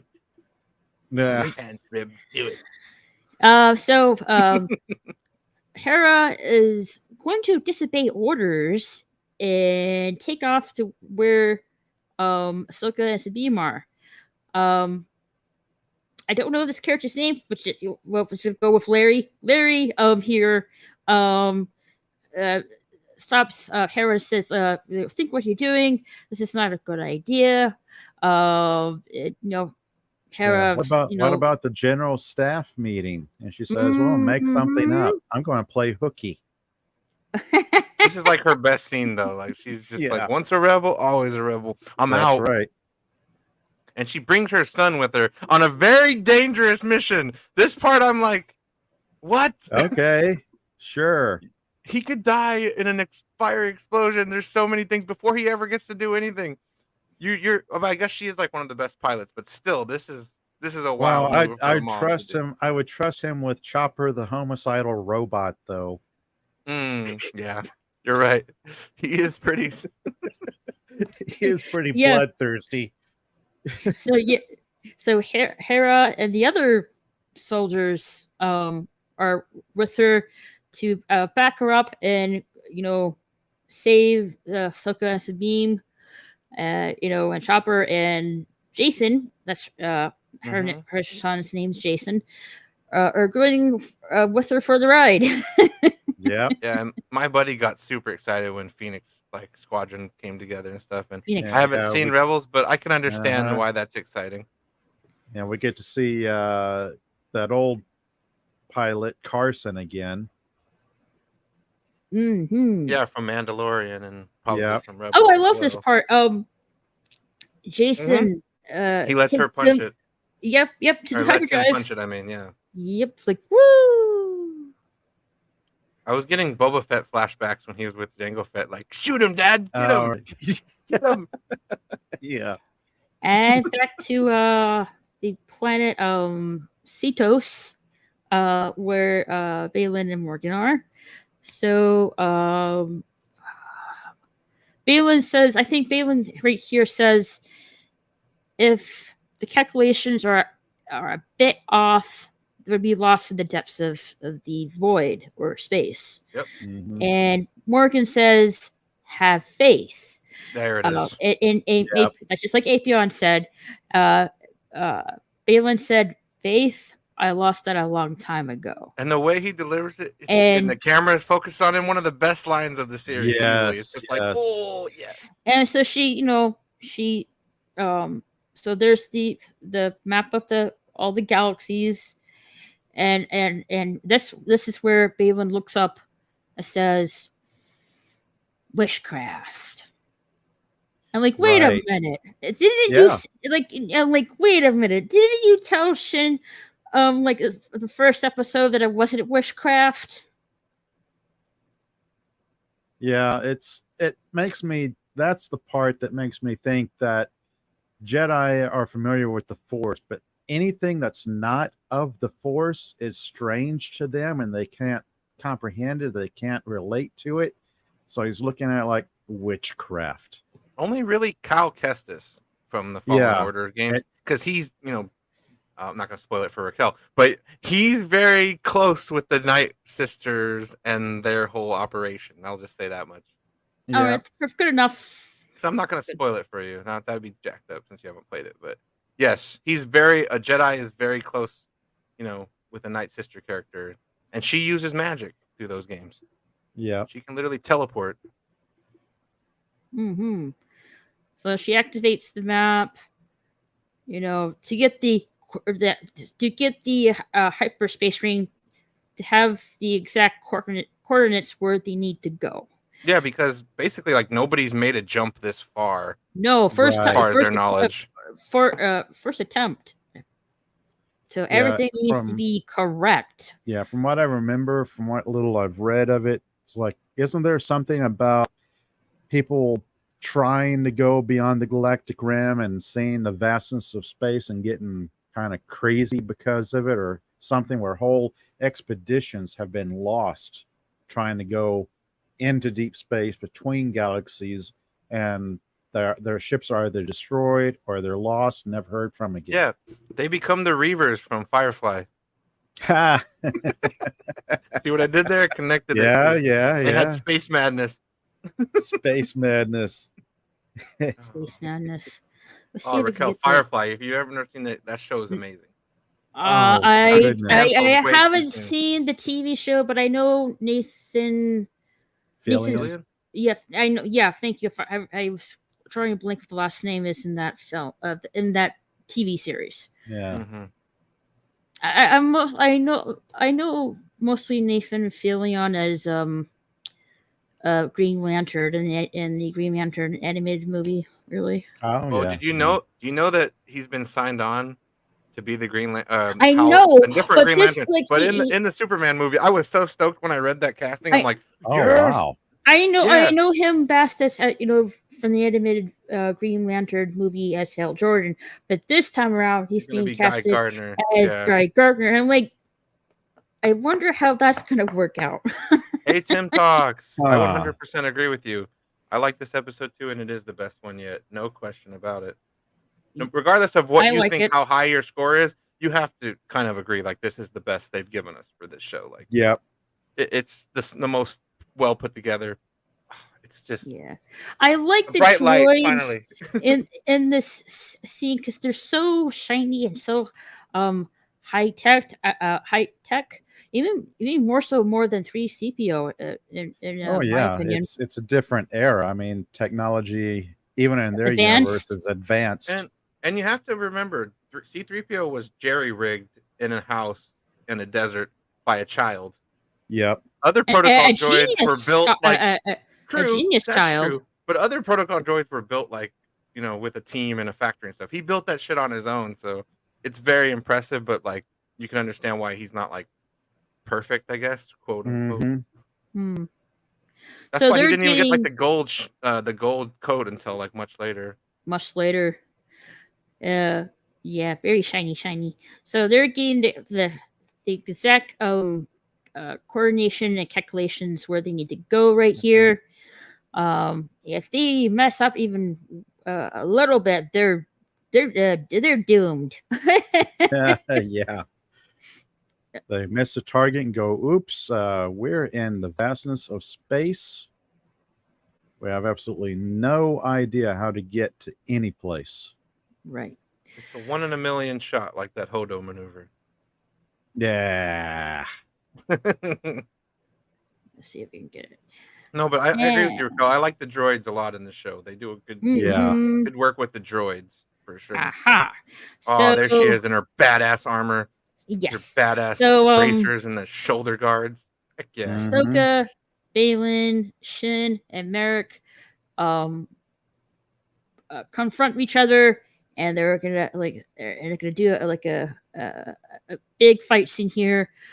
Sabine Epic 2 versus 2. Fights with Shin. Ahsoka fights with Merrick. I thought, for sure that Sabine was gonna go after Merrick, and Ahsoka was going after Shin, but that didn't happen. Now it's a rematch. Sabine and Shin. Rematch. I do have a little crush on Shin. She's badass, man. Yeah. Great character so far. Like, and she's shrouded in all this mystery, like where I want to know more about her, but she looks cool. Other than her terrible flying, she's pretty sweet. Mm-hmm. Yeah, I actually like the fight choreography in this. I thought it's definitely the most Star Wars of all the fight choreography. It was a much little improved. Much improved than the second episode that we saw with Ahsoka and Merrick earlier in episode 2. You know what it reminds me of? Attack of the Clones choreography. Yeah. Oh, nice. Because Ahsoka even poses like Anakin in one scene, and that yeah. Okay, I have to ask you, Adrian, did he pose like a Power Ranger in this? Yes, he posed, but then the fight was good. He still posed like a freaking Power Ranger. But this is what the thing that made this better than episode 2. After the posing was done, the fight was actually pretty engaging, and I'm like, oh, he's actually, fighting her, or they're actually fighting her. I don't know if it's what it is in that suit. We still don't know. We still don't know, but we'll get that in a few moments. We'll get to that. But the fight's much better than that episode 2 fight. No, yes. Ahsoka, Ahsoka is much better. Her stances are better. Her choreography and movement are better than the first 2 episodes. And what's interesting is that she changes lightsaber styles and techniques. She has her own style and technique. Yeah. And then I think she's adopts something that I've seen Mace Windu do a few times as well. Ooh, she copied her move? Copies his move? Yeah, I believe so. If I'm remembering his movements and his fighting style, because Mace, his character was known for being like the top lightsaber duelist. Yep. Him and then I want a Count purple Dooku. lightsaber too. Can I get one? Yep. Only he was able to convince George Lucas. Aw, man. So I'll be in your Star Wars movie, but I want the only purple lightsaber. Yeah, okay. Give me my lightsaber. It's the one that says "bad mofo" on it. Yeah. Well, right? Ahsoka, like far as I know, has only The only one dual white lightsabers. Yeah, the only one with white blades. Well, the one of the sabers is longer than the other. Yeah, because she does it just like a little bit. Yeah, where the one's like a blocking one for parrying. Yeah, it's not so much for. What is the name for that style? Florentine. It's kind of like a Three Musketeer where they'd have like their regular sword, then they'd have that small dagger. Yeah, for parrying, blocking, parrying, and cross guards and stuff. I love sword fighting and stuff my whole life, so I know. Yeah, I know. Reminds me of what's his name? Anakin dual wield. For It, a minute it, there. it reminds me of Bilbo Baggins fighting with a dagger that looked like a sword in his stature a little bit. Kind of. Mm, It was a sword. It was just a short sword. yeah. Mm, Sting. The one that Sting, that was a sword. That glows in the presence of trolls. Just or, in a hobbit's hands, it would Goblins. look like a dagger for sure, but to them it was a sword for sure. Yeah. Yeah. Because they found it in that sword hoard with all the other mystical swords. Ugh, That yuck. those guys were So bullet hoarding. Anyway, Ahsoka and Merrick are fighting off. some great clashes. Nope. A lot of great clashes, and A lot of great clashes here. Mhm. And he's like trying to be intimidating because he has the he so has this silly. Inquisitor lightsaber and it spins, trying to be Yes. intimidating and stuff like that. But it doesn't phase Ahsoka with even one bit. She's seen those like many times, Mm-hmm. and like she could have just lunged and stabbed his hand, and it would have been a Yeah. wrap. Just And one then- lunge True. attack, boom, right to the hand. You're done. True. Then Merrick and Ahsoka face off, and it's like one swipe and it's over. Very much like a samurai duel. There it is. Yeah, and this is also paralleling if you've seen Tales of the Jedi.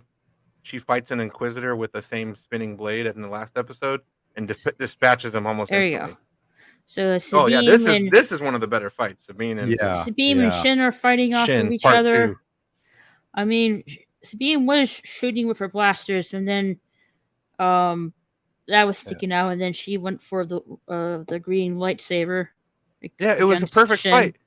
Like she chases Shin around, like shooting, and then Shin's able to close the distance, clear the gap, that they had between them. Because with that distance, the blasters are just gonna eventually she's gonna get through. So Shin gets in close, they're fighting, and then Shin finds out that Sabine also has the little wrist gun. We'll get that in a minute. Yeah. So she's, let's see here. It goes really fast. There's some beautiful shots though of them There are. doing some forestry work, chopping some trees down. Yep. Yeah. Good cinematography. Mm-hmm. Yeah. I love the dark forest setting. Like this is, I can see where they're doing the samurai influence, but it's just like me and Rocco were talking about on our review earlier too. It's like enough with the lightsaber duels in broad daylight. Like this is where they belong, shrouded in darkness with some lighting. You know what I mean, to play off of their faces. Yeah, so and good. things partially illuminated by the lightsaber blades themselves. Very nice touch. So the lightsaber is giving off the only real light source, like you're saying. So it's like it's supplying the light to the scene. Like yes. Okay. So Here's we're like, here's your boy. Yeah. Here's Balin here. Here we go. Standing like an absolute badass Chad. Yep. That's it. Yep. So we go to Balin and Morgan. Morgan tells Balin to guard the map, and and when they're all set, she'll signal him to come back to the hyperspace ring to take off. And pulls a cucumber here.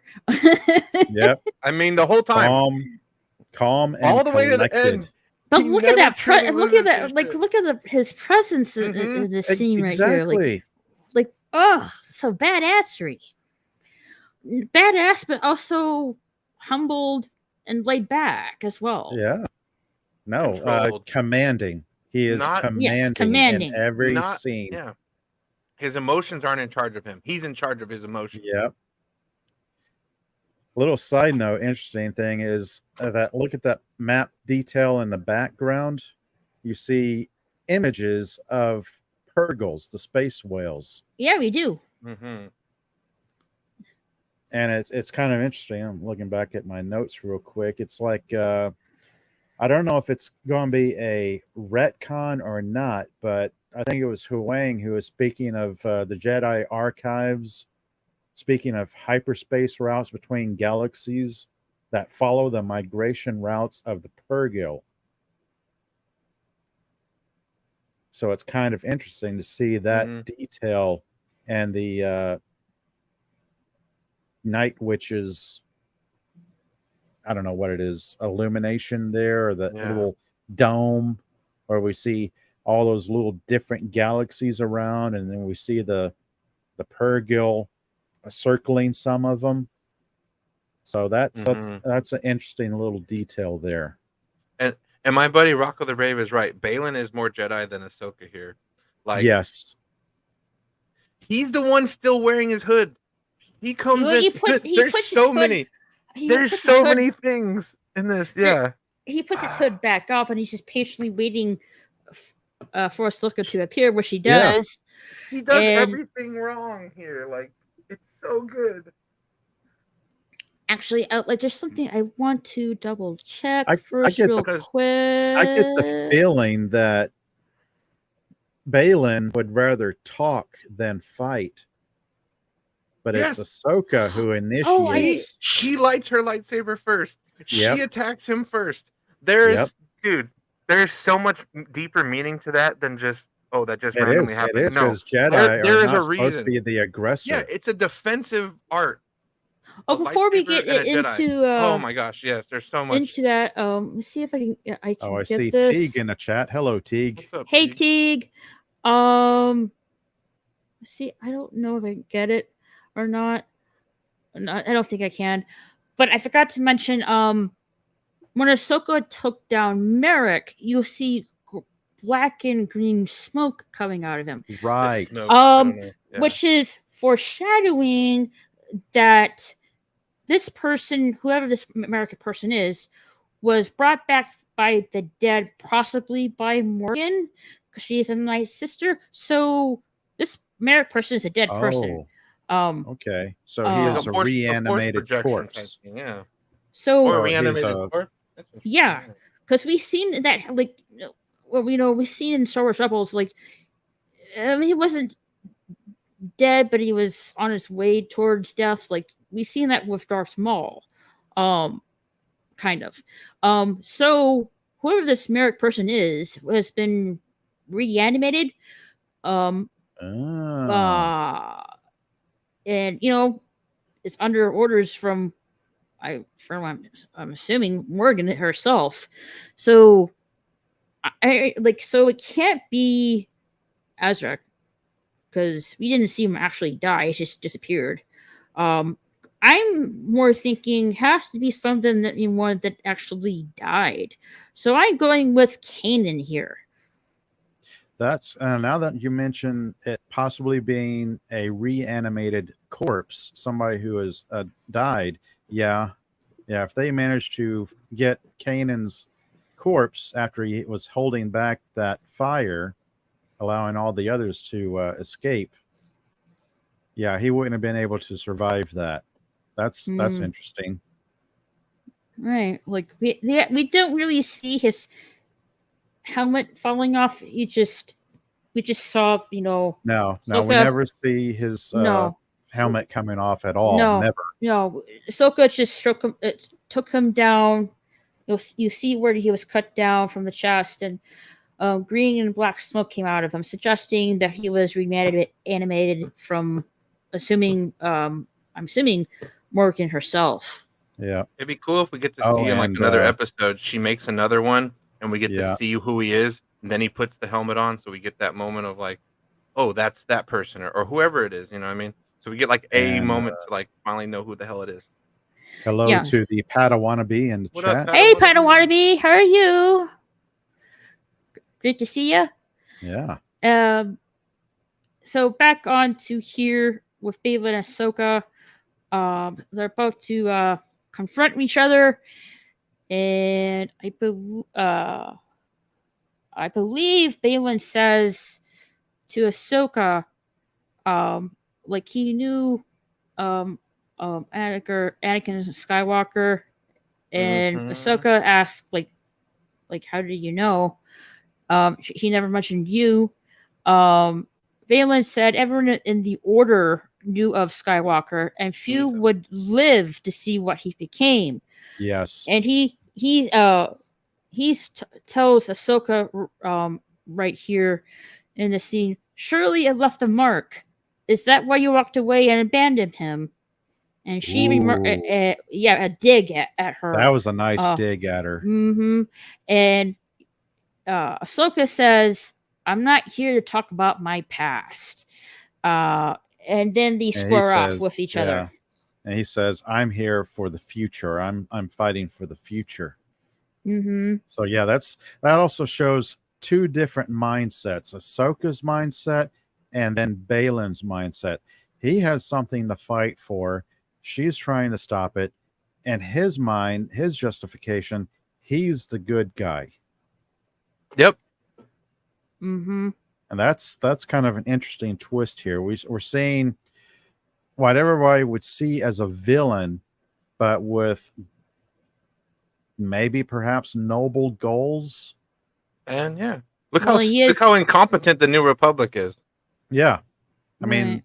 we've had He's not wrong. we have had 3.5 episodes of the New Republic being pretty much stupid and incompetent, not being able to control their own shipyards or their own administration. So yeah. Mm-hmm. Yeah, the Imperial remnants are just running around doing whatever they feel like. Nobody's stopping shit. It's like,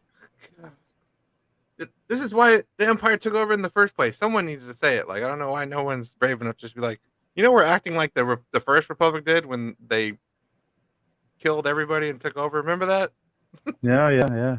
Oh, he's What? like, Like look 10 how, years ago? like, jeez, this guy is. Oh, this is the best. This is the This- best Oh part. man. This dude, Peak this- Ahsoka right here. this dude, like, look how tall and big this dude is. But look His how presence. unfazed his face is. Like, oh, here we go. He's gonna duel me. She thinks she's gonna beat me easily because she's cocky, and because arrogance is a part of the Jedi's. Like, Oh, yes. even Palpatine calls Yoda arrogant. He wasn't kind of like wrong in a way. Like, the Jedi are arrogant. They think their way or the highway, and you're all wrong for thinking otherwise. This dude is built like a Viking. I swear. Mm-hmm. And he pulls out his very demanding presence. The from only him. lightsaber with a hilt shaped like a katana's.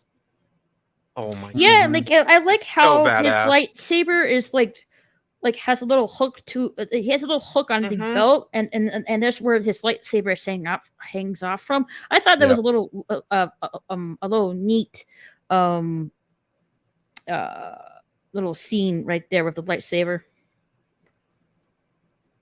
I mean, he could have it set up like a hilt, or a holster, Mhm. where he could just force pull it out, but he's not going to use the force for something so trivial, and so he'd rather pull it out. Like, there's a lot of stuff to his character with this.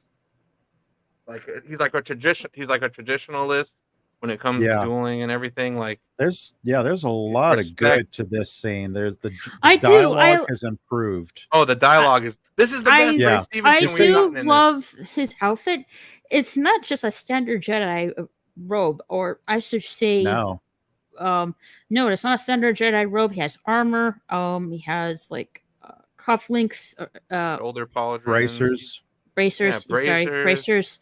And then I like the belt here, but his garb itself, it's very embroidery. Yeah, it's very medieval. It's got a Knights of- medieval feel to it. Old Republic vibes, anyone?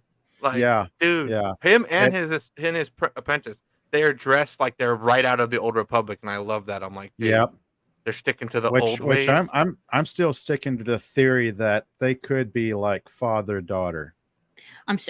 Yes, I'm still sticking I'd to be that down as with that. well, and we'll get that to the later part of the episode. Oh yes, because So they square off with their lightsabers.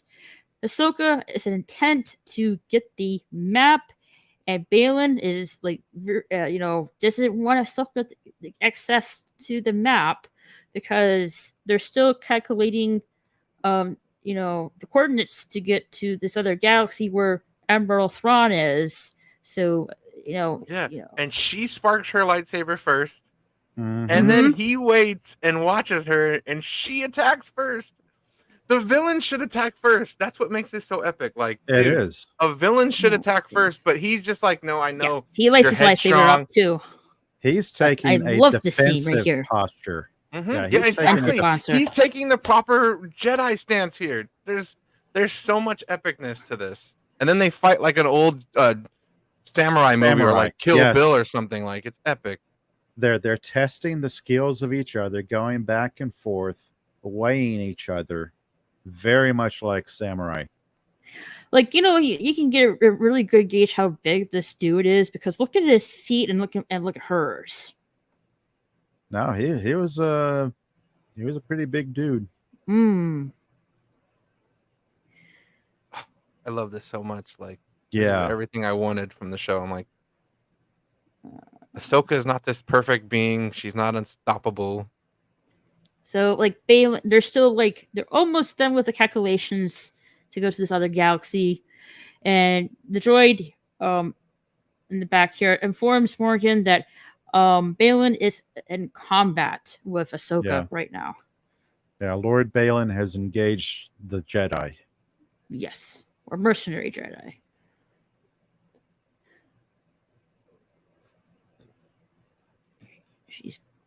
And then we go back. I love that shot too, to show that Yeah. she lost her helmet. She pretty much lost the duel. She only survived because she had her wrist gun. Yep. Ahsoka and Balin are battling, and then Which goes to, like, if Sabine didn't wear her Mandalorian armor and bring her like Mandalorian weapons, she would have been dead. Yeah. yeah. she would've So been she loses her helmet, and then Balin, Sabine tries to use the Force. She Oh, fails. she throws up her And- hand like she's faking, trying to fake out Yeah, Shin. like she's gonna force Right. push or something. Yeah, and just but, laughs at her. but that's when Shin says, "You have no power," and then she shoots something out of her wrist. Yeah, her wrist gun off of her bracer, Yes. catching Shin off guard. She gets disarmed, knocking the lightsaber out of Shin's hand. Shin counters by throwing a smoke bomb to retreat Yeah. because, There you go. yeah, led to their own strengths. It might be, I don't know who would win, really. Mhm. Maybe Shin. Maybe she because she can has tend- more experience and Yeah. more power than Sabine. We're gonna get a round 3. And Sabine is at a disadvantage at this point. She's Right. been lazy She for is- like she- 10 years. She's trying to hold her own at the Right. scene Right. as best as she can.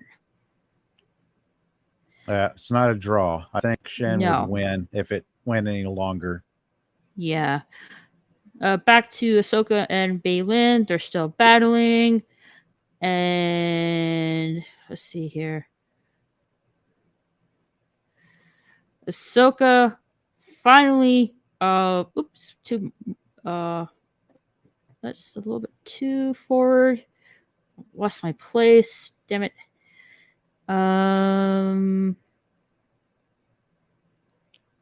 Let's see here. I was gonna settle with this one. So Ahsoka finally gets the map, but her hand was burned from touching it. Are we gonna get an Indiana And- Jones moment? Yeah. Where she has the map on her hand now.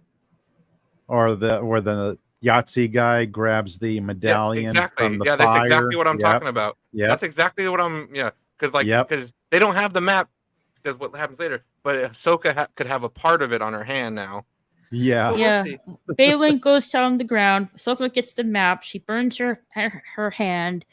She drops the map, and Balin gets up to get ready for round 2.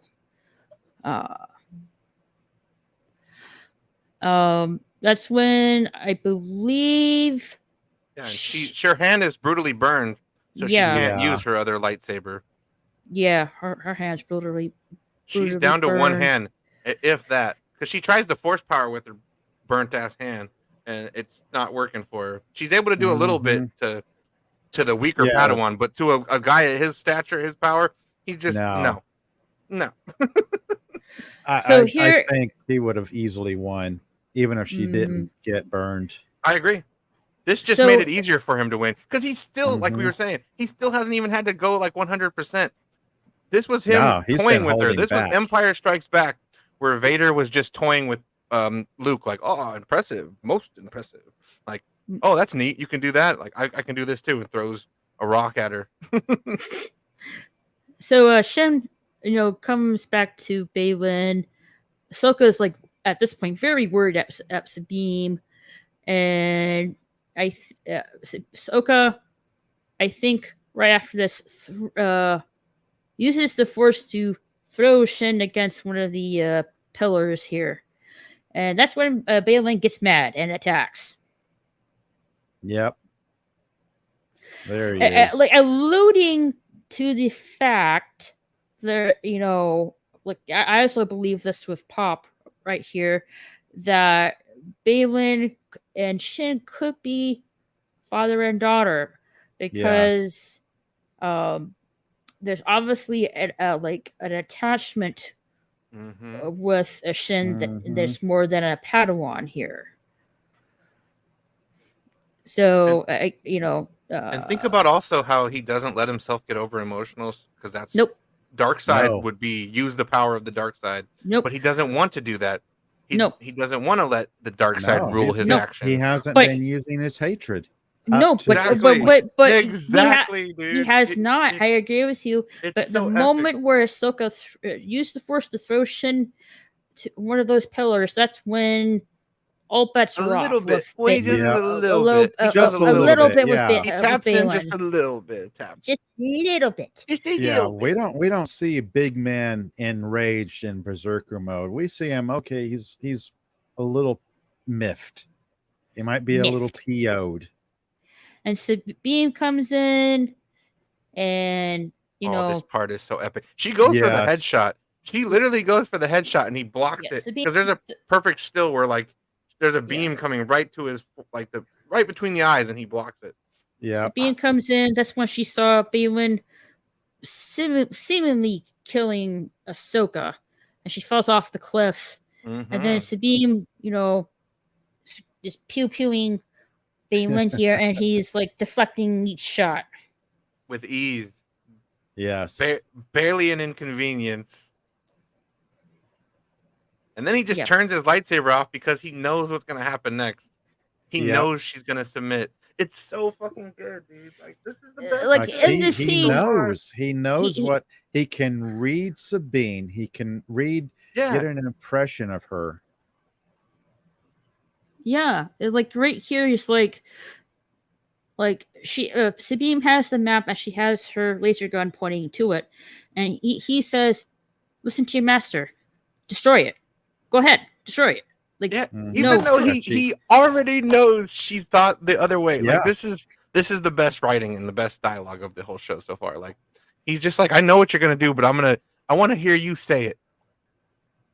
You know what I mean? I want to hear you admit that you're gonna do the wrong thing. Yeah, he can tell by her hesitation that she's having doubt. She's having second thoughts.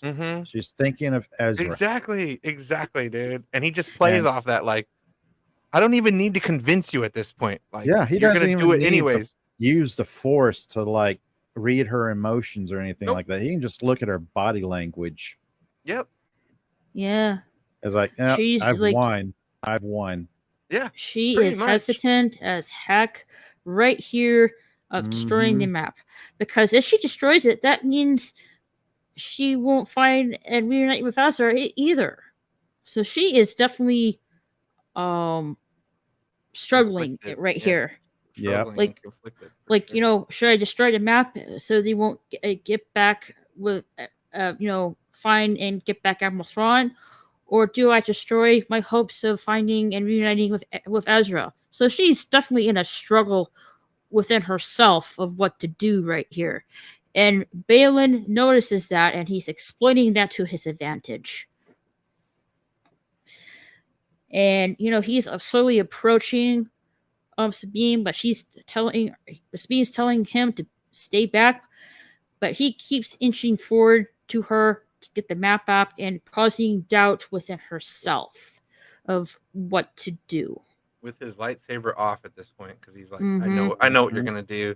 I'm not worried about a thing. Yeah, and as he towers over her like a gentle giant at this point. Yes, and Sabine reluctantly gives the map back to Baylan because she doesn't want to destroy the hope of fighting Right. and reuniting with Ezra. Even though that, means Admiral Thrawn comes back. She's like willing to take that risk, I guess. Hands the map to Baylan. Baylan, Shin's okay. And Baylan puts back the map to that pillar so that Morgan can continue getting the coordinates where they want to go. Yep. So the droid right here informs to Morgan that Lord Baylan has succeeded to with his task defeating the Jedi or Ahsoka. And they continue calculating the coordinates with where they need to go. Next scene here.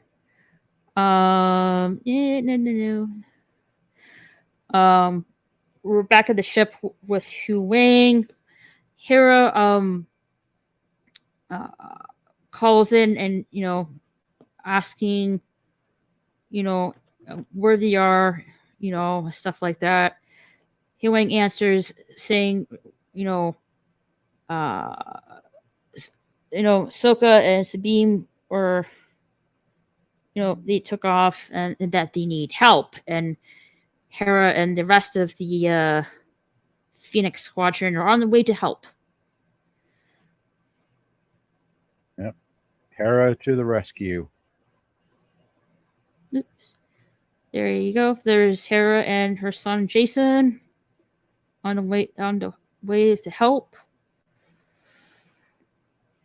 And then badass Ray Stevenson's not done yet. He fucking destroys the map in front of Sabine. Yeah. Nobody will be following us. It's so epic, man. Yep, he destroys the map with his lightsaber, just plunges it to the map and destroys it. And they take, Baylan and Shin take Sabine as prisoner. And they go, and all three of them go to the hyperspace ring where Morgan is waiting. The Eye of Sion. So they get all the coordinates, where they need to go, and they're about to fire up the hyperspace ring and take off to a different galaxy. Mm-hmm. All right. Get a reverse holdo maneuver. So here comes Baylan, Shin, and Sabine.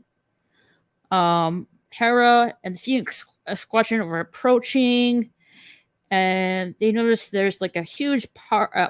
They're about to go into hyperspace. They're firing up all the engines here.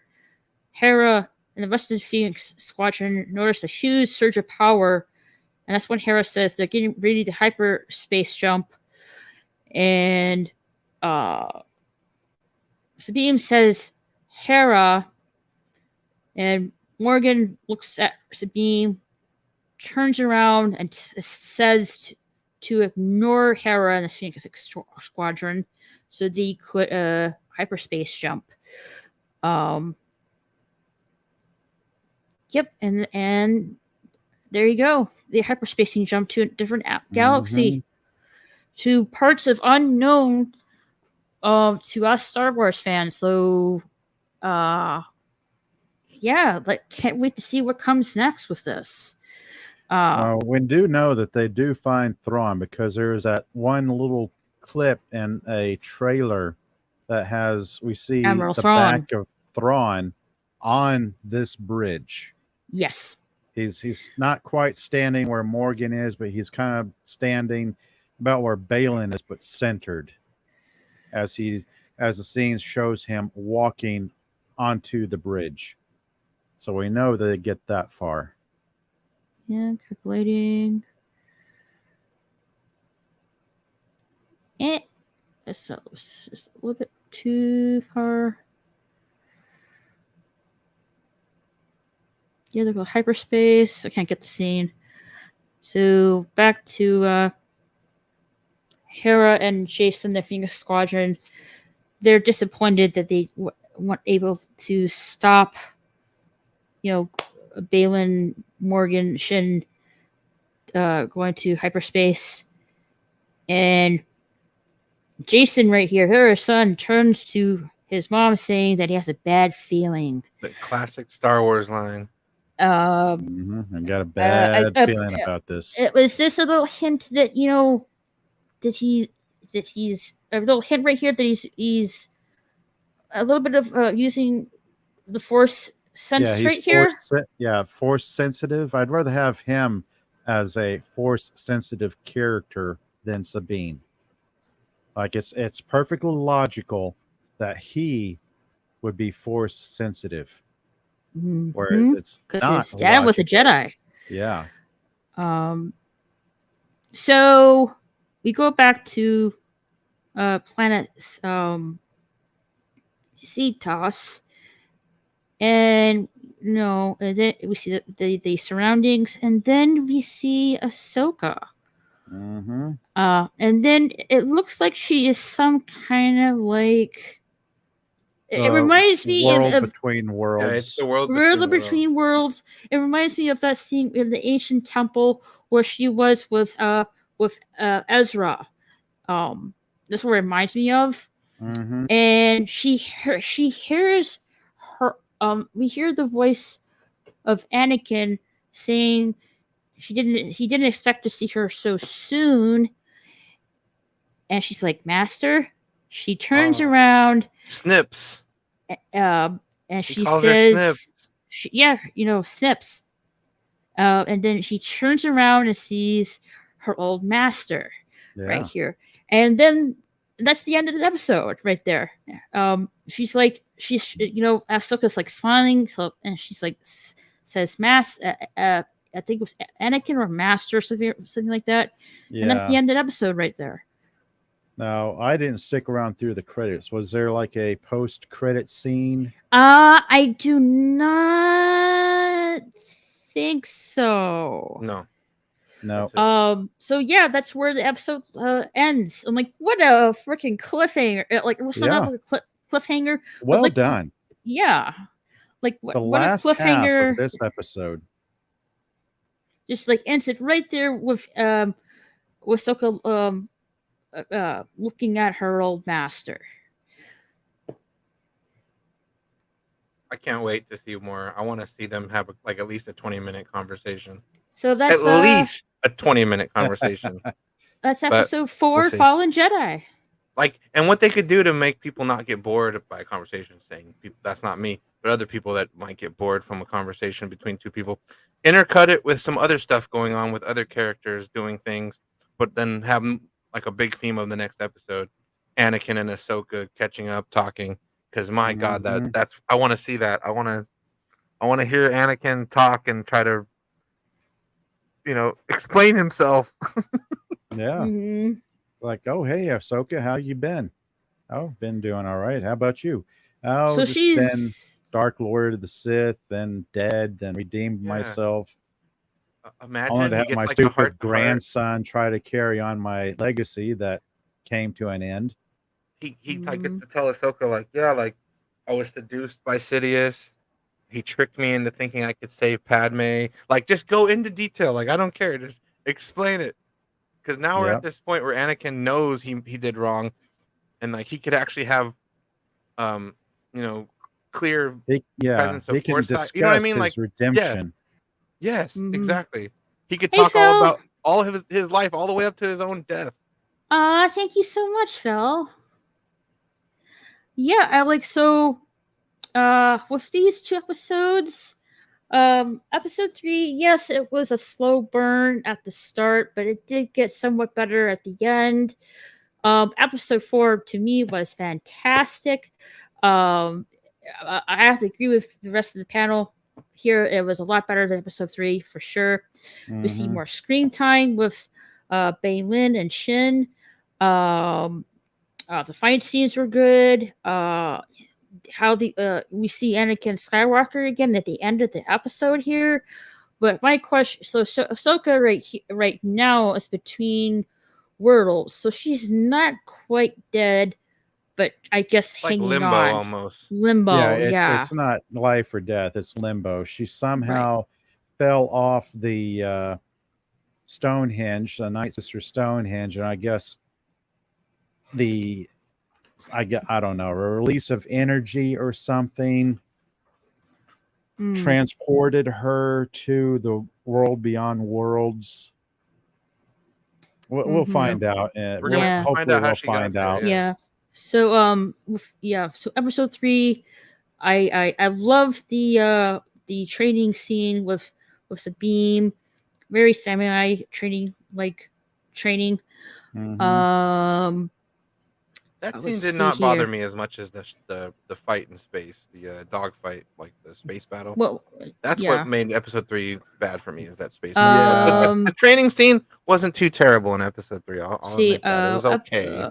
with episode 3, I love the fight scene with Ahsoka, Sabine, with Shin and Merrick. Seeing the Purgle whales was also good to see. They're a lot bigger than they were in Star Wars Rebels, to be sure. What I didn't like is the fact the Sabine is trying to use the Force, even though she does not have the ability to, and I don't understand why Ahsoka wants Sabine to be a Jedi, but then contradicts herself, saying to Hu Wing she doesn't want Sabine to be a Jedi; she wants to be herself. So which one is it? um, um, She's gonna have her cake and eat it too. I don't know. Yeah, it's really weird. Yeah. Pick one. Yeah. Episode 4, I enjoyed a lot more than episode 3. Episode 3 is still good, but slow burner for sure. Episode 4, loved it. We see like Wing, the robot battling other robot fight like Rock'em Sock'em. That was great. That was good to see. We definitely see more screen time with Balin, Shin, and Merrick. Also, with the fight scene with Ahsoka and Merrick, it has been hinted that this Merrick person was reanimated and brought back probably by Morgan. So it might I'm not we don't know for sure who Merrick is still, but I'm gonna go with Kanan because he's dead. Also, I love the fight scene with Ahsoka and Balin a lot more than Sabine and Shin. That was still good as well, especially when Sabine tries to use the Force, and that's when Shin says she has no power, and then fires rockets out of her wrist. Like, yeah, made you look. And then yeah, the fight scene with Ahsoka and Balin was my favorite. Balin saying saying that he knew Anakin Skywalker. Ahsoka's like saying, "How did you know?" Balin's like, well, he kind of gave it away by saying everybody in the order. An He's order kind of knew including him. himself there, right? Like, yeah. And then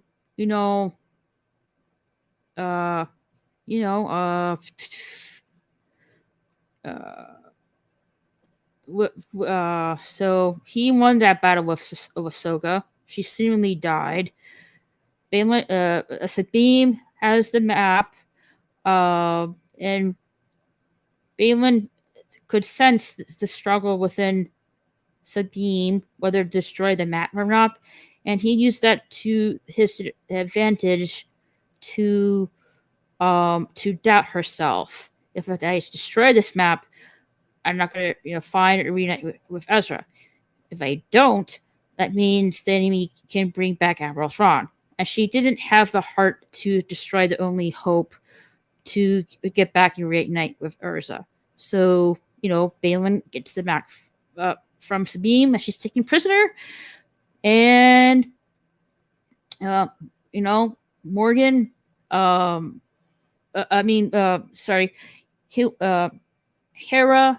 and the Phoenix Squadron coming to help her. They arrived too late because Morgan, Balin, Shin, and along with the prisoner Sabine, take off into hyperspace to unknown part of the other galaxy. And, and then my favorite of all moment in this episode, when we see Ahsoka in Between Worlds, seemingly reuniting with Anakin Skywalker. And like I said, I definitely loved episode 4 the best, and episode 3 still good regardless. I cannot wait to see episode 5 brings next week. Apion, what are your thoughts with these two episodes? Episode 3 was my least favorite of the entire show, and then episode 4 was my favorite. So they had the worst for me and then the best for me, one week after another. So who knows what Dave Filoni's going to give me next week? And I'm here for the ride, though. I'm ready to see, and I'm excited. Yeah, like I just read the day that episode 5 is going to be in theaters and stuff. So it's going to be wild that they have so much confidence in the next episode being movie quality that they've actually thrown it in theaters. So man, if episode 5 is better than 4, wow. The episode itself was just a sneak peek. The episode itself. Wow. Yeah, episode 5 apparently will be in theaters for a little bit. But man, yeah, episode 4 was incredible. I wish the whole show was on that level of quality, to be honest, but yeah, it isn't, and we'll see. I'm excited though. I'm gonna keep watching for sure, and I'll give my honest opinion on each episode. Alrighty. Positive Candor, what are your thoughts with these 2 episodes? Yeah, obviously 3. You might as well try to flush that out of your mind or whatever the case may be. Because I mean that was like definitely the worst episode I've seen in quite some time. And that's saying a lot when you think about it. But yeah, at least 4 more than makes up for it, luckily. So yeah, I'm glad that they at least came back strong with episode 4 revealing as much as it revealed. Definitely loved the lightsaber battles in it. We got to see, but again, like I said, Sabine went from basically 0 to hero, being able to kind of hold her own against Shin now. And, that's kind of where I figured they would go with her. They would bring her up to speed rather quickly, as far as at least being able to hold her own against another force user. Obviously, Shin is not as fun as her dad, because then that would not be fair. And that's pretty much, I think she already knew when she was holding the map, basically, that either she was going to give it to him willingly or not willingly, one way or another, he was getting a map. So and he did promise her that he would not hurt her. So I'm glad that he's kept keeping his word like a Jedi. That's another thing. Yeah, a Sith does not keep their word. A Sith would never say that. Yeah. Ever. So yeah, I'm glad that he's obviously a great Jedi. Yeah, he's somewhere in between. Totally, dude. Yeah. Yeah. But yeah, I like that he's kept his word. Because when Shin started choking her, that would have been it right there. But Yep. but then you see that scene with Shin choking her, and it's like, well, why the hell didn't she do that before? You know what I mean? Yeah. Well, it's bad writing. It's like you only save your best power for when somebody else can take it away, kind of in a way. I try to excuse it away where she didn't choke her before because she wanted the duel to beat her in one-on-one combat. That whole honor thing and yeah. But yes, I agree. She could have easily. yeah. So in episode 4, if I have to kind of hit it a little bit, it's going to be because of that. Just because it's like, okay, as usual, the character is being purposefully kind of elevated just to for plot reasons, more than anything, I guess. But again, there's always little nitpicks here and there. So otherwise, yeah, I thought 4, yeah, especially the ending with Ahsoka waking up in the world between worlds. Yeah, I want her, and I think they will kind of, intermix her talking with Anakin with, I guess, the others arriving to wherever Thrawn and Ezra are at. I think they'll just, do kind of like what they've been doing. About 5 minutes in this area, cut to 5 minutes with probably Ahsoka and Anakin, cut to 5 minutes back, and kind of flip it back and forth like that. That's pretty much what they've been doing for the most part. About 5 minutes or so here or there, because you only have a 30-minute episode again, basically. So if I'm gonna deem another thing, it's just this episode was again a short episode, really. When you think about it. But yeah, overall, what they went from again 0. I would rate episode 3 to I mean, this is pretty. I mean, as close to a 10. I'm not going to give it a 10 yet, in case they have something even better. But I'll give it at least a 9 for episode 4. Just because if episode 5 they're showing that in theaters, and that means that might be the 10 episode right there. But I guess we'll see. That's my thoughts on it. Wow. Alrighty. Cool. Pop Culture Republic, what are your thoughts with these 2 episodes? Well, let's see. I think I'm a bit more negative than you two are on episode 3. I did not care for episode 3. It was just cringy on every level. Writing, pacing, dialogue, delivery. Oh, the flippy flip in space. Yeah. Like, no, I'm done. I find that hilarious in that little scene right there. Yeah. Well, that's also one of my favorites in episode 3. Like, cringe level that makes the speeder bike scene look good. Episode 3 was very forgettable. Episode 4, I have problems with the writing. The dialogue seems clunky in some areas. Fortunately, episode 4 redeems itself in the second half, where things get a little bit more exciting, a little bit faster paced.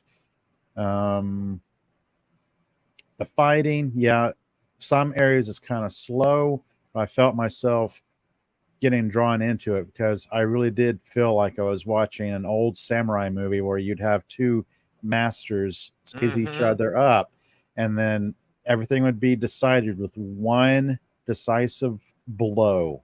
That was the two point. masters. The Exactly. 2 masters would go at each other and take swipes as they passed one another, and right then and there it would be decided.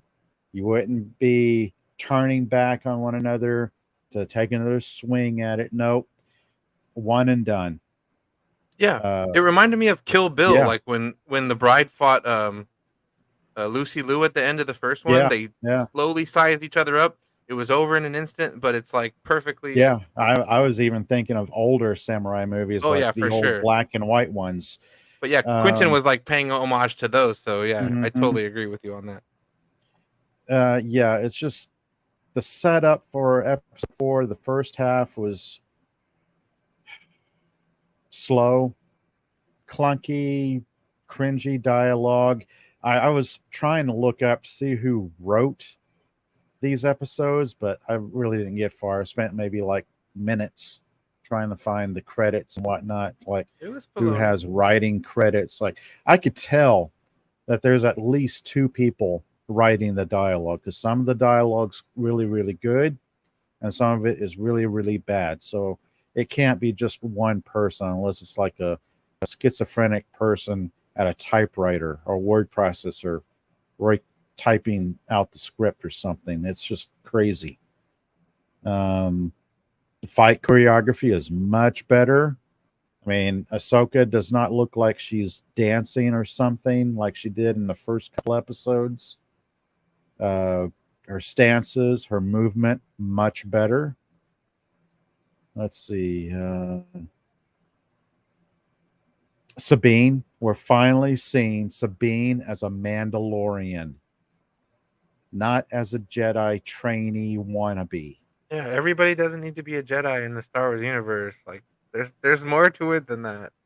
Like at some point, Ahsoka is going to tell Sabine, this is not right. Your strengths are not as a Jedi. Your strengths are as a pretty cool Mandalorian tactician who's also a better pilot than Ahsoka. I mean, we've seen Sabine at her best on older episodes of Rebels. We are not seeing her at her best in this series, but hopefully her character will continue to improve. Let's see, what else did I like? A lot of nice little details here and there, like the Pergil space wells on the map projection hologram, whatever it is. Those are nice little details. I didn't quite understand why Balin needed to destroy the ball, because when you think about it, nobody else in the galaxy has a ship capable of going to another galaxy besides them. Nobody could make a ship fast enough to pursue them. So even if you left the map behind, it's like, who can follow? You guys have the only ship that can travel between galaxies. Precautions. Yeah. Well, and that's kind of why I think with Ahsoka being in the world between worlds, obviously that's going to be her shortcut to wherever they end up. Yeah. Obviously. Yeah. There's got to have a shortcut for the hero of the show to get to wherever they are. And that's Well, probably going to be the shortcut for Ahsoka. my thought for the rest of them is maybe they could get a hold of like a Star Destroyer that was like when Thrawn was in power, and maybe it has Mhm. like some old code or something. Because a Star Destroyer can make a jump, but they'd need to modify it Well, to make that type of jump. they'd have to tack on more hyperdrive Yeah, hyperspace engines, and then they'd have to get the coordinates. right. But They still even need then, that. that's going to take time. They would be getting ready to leave by the time Thrawn and company would be coming back. That would be kind of sweet though, wouldn't it? Like the rebels use a old Star Destroyer that they found and like Mm-hmm. and bring that against Thrawn, and you know what I mean? Like the rebels fight with an actual Star Destroyer. We actually get to like root for the Star Destroyer for once. Yeah. But no, I'm just throwing out wild ideas. But yeah, Yeah. like you're Yeah. totally right. Like they don't like as it stands right now, the good guys have no way to get there Yeah. Mm. I mean, you other look than at that. Ahsoka with their world between worlds. But yeah, everyone else is Yeah, screwed. that ring is huge. I didn't quite grasp how big a ship that was until we got a kind of a glimpse of the bridge at the very top. And then you take in consideration the size, the sheer size of those hyperspace engines, and it had 7 of them, I 3 thought on one side. 3 on the other, and then the 7th one on the bottom. That's huge. Yeah, and they're in a big cruiser too, so they're amplifying Yeah, what they already have. That's a lot. I thought they were just gonna go through the gate, not transport the whole gate to the other side No, of that's other up to I, the other I was galaxy. thinking that too. I was thinking that too. Yeah, that's like, what I was like like. Stargate. No, Yeah, that I whole thought thing is a ship. I thought they're gonna go. Yeah. I thought it for sure finally they're gonna go through the ring, but they didn't. They took the whole ring with them. Well, yeah, it acts like a No. much larger one of those rings that they'd use on old Jedi starfighters in like Attack of the Clones and stuff. Where like when Obi-Wan had one of those small things on it because his Jedi starfighter little couldn't make jumps without it, so they have those little ring attachments that will that help his you ship, propel his you. little fighter kind of docks with.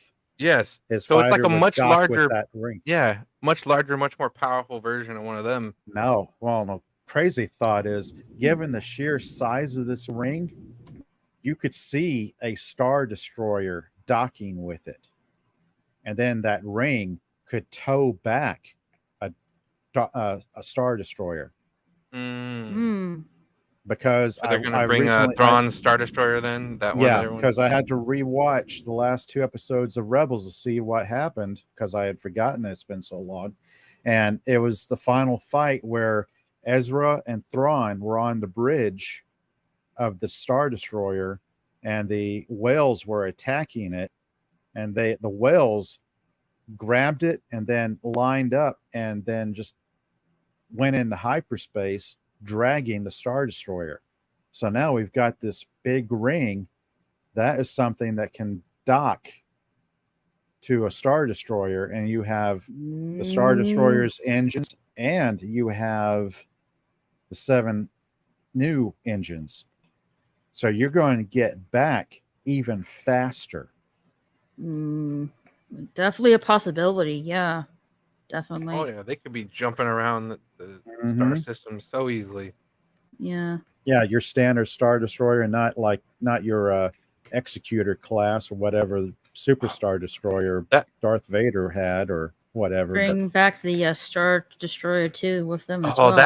That's what I want. I want Thrawn's Star Destroyer to come through, and then they go straight to the New Republic's like capital city, wherever they're holding up, like Coruscant or I don't know where. Thrawn could, Thrawn. He's gonna just wage war on them. Yes. Yep. Thrawn could take a bit, marshal his forces, gather up all the Imperial remnant. They'll rally around him, and then they'll march on the New Republic, who at this point is totally unprepared for what the threat Thrawn could be. Yeah, because most of these people have never even seen him or in action. They just heard of his legend or something, but you're gonna learn today. Yeah. No, I was just thinking of that earlier. It's like that's a huge ring. That as itself is a huge vessel, and they just jumped into hyperspace with it. I totally agree. They're going to use that to bring the Star Destroyer back. Do it. Because you look at the size of the ring that Obi-Wan used for his fighter craft, and you scale that up to Star Destroyer size, that would be the size of that ring. Yeah, because the Millennium Falcon was hiding on a Star Destroyer, and even then it looked like a tiny little, nothing compared to the size of that battleship. Now, I have no idea where they would attach it. I wouldn't see the Star Destroyer fitting all the way through where you have the bridge of the ring kind of lining up with the bridge of the Star Destroyer. I think it might be you might fit it midway of the Star Destroyer. That way it could be like a tug, and then the Star Destroyer's engines would push. All right. Dude. But yeah, exciting thoughts and episode 3. That's what a good show does. Is it gets you contemplating and talking amongst yourselves on what they might do next, Yeah. what's going to happen. That's kind of the recipe for a good show, not Mm-hmm. oh, this I was don't know. dumb, Final or, you know. scoring, final scoring, whatever's below 0 for episode 3. Well, maybe not that harsh. Maybe 0 or 1. Episode 4, second half. I'll give it maybe a 6 or a 7. First half of episode 4, 3 or 4 out of Alrighty. yeah. So good Sure. and vast improvement, but they've got a ways to go. They've given us 3 crappy episodes and 1 good solid episode. Mm-hmm. Alrighty, let's get to the chat. Thank you for chat for being so patient. We'll get to your comments in a moment here. Hello, Tim. Oh man, Talks. this is gonna be a while. I'm gonna go through I'm Morocco and gonna Zeke's quickly- back and forth. We're gonna quickly go through it here. I really like this episode, best one yet. Agreed. Episode was the great one. Floating in the void, says Jedi Master Raven. Like that Voyager episode. Okay. I don't remember much about Voyager. I don't know about it. Think Star Apion Trek has Voyager. a crush on Haiti. Hottie. I do. Hottie. I'm not even gonna deny it. I think she's Apion hot, has and I like her character. Sue me. Apion has a type. I can fix her. Yes. look at LOL. Shen I will Hottie. bring her I to can the fix light her. side. I think Windu is Or the dark purple side. because his form is traced back to the dark side users. Purple almost corrupt Kyber, and Ahsoka has white saber because she's Yeah, uncorrupted pure. the Mhm. Kyber crystals Yeah, because the white in is that purity. Inquisitor's saber. Yeah. But I Yeah, thought the the white purple, represents purity, and then I thought the purple Yeah. one meant balance. it also meant like regal royalty. Yeah. Yeah, it's a Yeah. toughie. From the Tales of the Jedi, I watched that really good one. A mini TV series, but good as The Dooku oh, stuff definitely. is Well, it started off amazing. with the origins of Ahsoka, and then they get Yeah. to the part with Yeah. Dooku Dooku and was my Qui-Gon, jam, though. Oh, so Qui-Gon good. Jinn. They literally explain stuff that was never like. They literally fill plot holes in from like episode 2 and 3 with Yep. like Well, how Balin is more who did Jedi it. than Count Dooku did it. Ahsoka here. I agree with that. Yeah, definitely. This episode was better, but I don't know. It took a really long time to get a good one. We're only like It 4 did. episodes in. Yeah, But you you still have shouldn't half have of the to show wait. left. Don't you worry. Yeah. You Mhm. shouldn't have to wait 4 Yeah. episodes to get something good, though. Mm, We had I'm 2 sure other people episodes found that some were good stuff. cringy.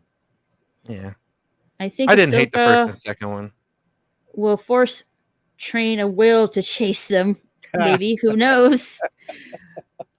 No one else thought that lightsaber duel was slow enough for immersion to be broken, and second guessing by the viewer is invited. So much posing.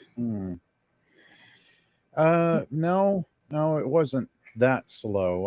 I can see where you're coming from, but maybe I'm a little bit more forgiving. Not every lightsaber duel needs to be fast paced, breakneck Right. speed.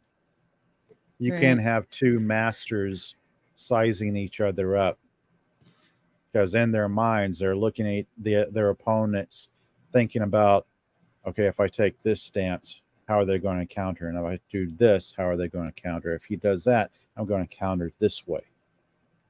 Right. Panawannabe, hello. Merrick was Balin's past apprentice. Maybe. Could That's possibly. a good theory. Yeah. Yeah. One Darth Maul back was when Clone Wars started to suck. I don't know. Hey, Hello. posed and talk during lightsaber fights.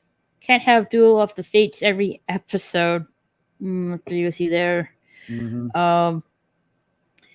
3 lightsaber fights in OG trilogy. The prequels made the Obi-Wan and Vader one more emotional for me. Agreed. That was hard to watch. See that badass fight in ROS. Then seeing Broken Friends fight. That was just a tough watch. Not gonna lie. I saw that movie in theaters. Return of the Sith. Yep. The other Vader and Luke ones were discussion between father and son to me. Obi-Wan and Vader was hard emotionally in the theater when I first saw it, to be honest. Same here. You start caring about Ben right away. I think the other lightsaber duels in OT are pretty damn good, but that's me. Yep. They're good, but they stop and pose just like these ones. Just like Ipion says, Merrick poses like a Power Ranger. Rotige,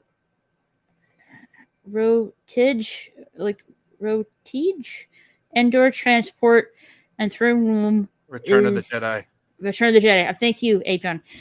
Endor Transport and Throne Room is the feels. Anakin comes creeping back and holding back fighting. Yeah, we stole from Return of the King with the fall off the Doesn't cliff. that happen in Two Towers? Doesn't he fall off Maybe? a cliff in Two Trying Towers? to remember. It's Yeah, been a he falls while. off a cliff in It's Two been a Towers. while. That's Two Towers. Yeah. Whoops. They aren't gonna give us a grand fight now, though. I mean, they barely got to story. I'm hoping Ahsoka gets a power up from Anakin. I don't know, maybe. Or something.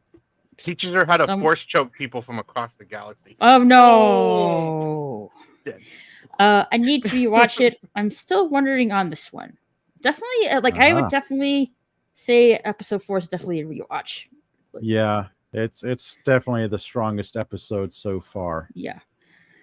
When fell off the cliff, I was hoping it was a Back to the Future 2 with Hugh Wing in the ship, riding her up like Doc and DeLorean. Yes, when he's like, and Marty McFly is like super smug, and I'm like, you know that Biff could still shoot you, right? He's still holding a gun. That scene. And Huang saying something about Jedi protocol being there. Good shit. I pumped my fist when Rosario Dawson went off that cliff. Oof. Not Ahsoka, but the actress. That's the proposal Belrog gives Indiana Jones, Belloc, isn't it? Yeah, Belloc, yeah, from Indiana. Oh, thank you. Go ahead and destroy the arc. I admit I still am out of the loop after 1.5 views on this one. I haven't really watched any of the Indiana Jones films. So yeah, that's when I brought up where like Ahsoka burns her hand on the orb. Right. So that's why I think they're referencing Indiana Jones, because Belloc's hand kept half of the little scavenger map to the arc on there, and Indy had the real one. There's a Yahtzee character. They have this medallion that has writing on both sides, so you have to have both sides of the medallion to see where X marks the spot is on a map. But the Yahtzee character grabbed the medallion and only had one half of the writing and not the other half. So they were essentially digging in the wrong spot. Correct.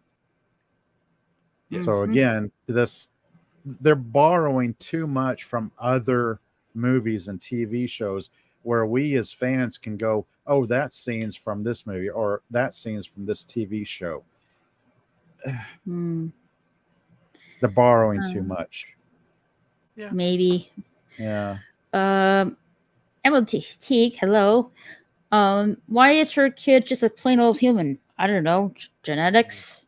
How many kids you know have naturally green hair that aren't dyed? Did I miss something here with a tentacle head junior just being a human? No, I don't believe so. No. Human genes are prominent, but his hair green like her, so we can tell. Yeah. LOL. Yep, we can. I can see that. His dad is Kanan, a youngling survivor of Freddie Order Prinze 66, who grew up and trained that Ezra guy they're looking for. Correct? I thought he had just dyed his hair green. Well, the actor did. Kind of a missed opportunity. Good point, Raquel. Had we I love that. Well, the actor did, yeah. had Was we it- seen Do we have him any natural before- green heads out here? Anybody naturally born with green hair? Nobody. Shit. Genetics, Nobody's born genetics, with green anyone, hair. anyone. No, Damn it. okay. We Had did we a seen casting him call. Nobody before? showed up. I didn't get to the end of the Rebels. Yeah, you do see him at the end of the Rebels. Nobody has Yeah. green hair naturally. What? He shacked up with Hera and had a kid. No, actually, well, I Yeah, guess. they kind of had to do that to Oh yeah, produce Kanan and Junior. Hera got down with the Kane- bad cells. Yeah, But sadly died at the end. Hopefully he didn't use force because that's bad. Sacrificed himself. You can't use sadly. the force on somebody, you know. No. no. We flash no. forward to Come Celebration after Battle of Endor to show what they did in it, and Jason was 3. Yes, I remember that. Did gain control of the entire galaxy from it. Who said that? Oh, that's You me did. talking about Order 66 being actually worthwhile because yeah, some Jedi made it, but he literally took over the whole entire show. Like everything did happen as according to his design. Even if he missed a few Jedi out there, he was all right. Mm. Palpatine still Anakin had looks all the really power. rough and fake. Well, he's in his 40s, so you Yeah. know I didn't mind the he's- de-aging. He looked all right to me. I didn't he, mind it. he looks all he looks He had looks the all he right had to the me. eye scar. He looked fine. Yeah, he looks fine. The kid in Rebels, and yeah, Jason Solo was one of the twins. Phil, hello, looking like $1 million. Oh, thank you so much. Anakin looked like Anakin. They are so confident with next few weeks' episode. It's getting a theater release. Episode 5, That's what I yes. was saying about yeah. Will it I told also him That's be what on that Atheon earlier. saying about, I told him. Wow, that's something. which is odd. Isn't it for a Mm. TV show, one episode? Yeah. That is confidence in your show. And confidence in that one particular episode, which is I'm like, wow, it better not be bad. Hopefully not. Episode 3 does not exist. Yeah, I agree. It does not exist. You're talking for us about to when talk the about it. light side Ashla went into Ahsoka's body. It made her so special. Rebels had World Between Worlds. And especially, we see this in just the last episode, episode 4. You see that again. World Between Mhm. Worlds. The Memberberry fleet was kind of cool. Yeah. And they forgot about it. Sabine can use the Force if she gets a blood transfusion from Ahsoka, etc. And maybe. I don't think that works that way. They Have were to be the trying same that blood with type. the Mandalorian when oh goodness, what's his name was trying to get the blood from Grogu to make himself clones or whatever, and they had all those 60-year-old rejects. clones. Because Yeah, when you make clones of yourself, you want them to be old as fuck. Mm. all not you with in your force prime. powers. Not you Yeah. in your prime or you know, at 20. No, I want to be exactly as old as I am now. Mm. Hashtag leave Sabine Mandalorian. Exactly. Yeah. Yes. Yeah, Rocco's got it right. Mandalorian. There's plenty of cool stuff to like as a Mandalorian, as a bounty hunter. They have plenty of cool abilities. She doesn't need to use a lightsaber. Not And every seriously, character in Star Wars they needs trained- a freaking lightsaber. They trained for like thousands of, well, at least hundreds and hundreds of years to counter the Jedi. So yeah, nothing wrong with having a Mandalorian in her peak. Mm. America's Vader taking over bodies. I don't think so. So, would you say Mandalorians like have like a natural resistance to Force abilities, not so much a actual immunity? Like they have a little bit of a resistance to being Force pushed around? Maybe. Maybe That is a good question. I could see a Mandalorian just through sheer stubbornness and determination being more resistant to manipulation, Mhm. like the mind manipulation or whatever, you wouldn't Mhm. wave your hand at a Mandalorian and tell them to do something simple. It's like they would look at you and ask you if you were stupid or something. Well, yes, being lost her family on Mandalore, understandable. She couldn't bear losing Ezra forever. I could definitely sympathize with that. Yeah. Definitely. The final episode of Picard was in theaters too. I don't know if it's a BFD. Yeah, Well, I think it Picard's was. anything to go by. Yeah. Yeah, I think it was Mortis. Anakin has shown his future, and Qui-Gon tells him to go to the well of the dark side and see his future. If not that, if I go in as my Ewok hot dog Ahsoka, would be the best. LOL. I love your little hot dog outfit. That is so hilarious. That's where Ahsoka kind of gets chosen by the light side, and daughter puts herself in Ahsoka to save her.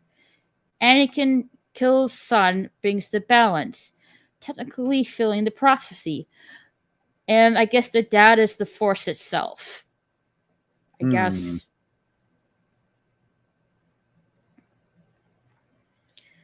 Admiral Teague says, Pirates of Candor is summing up my issue.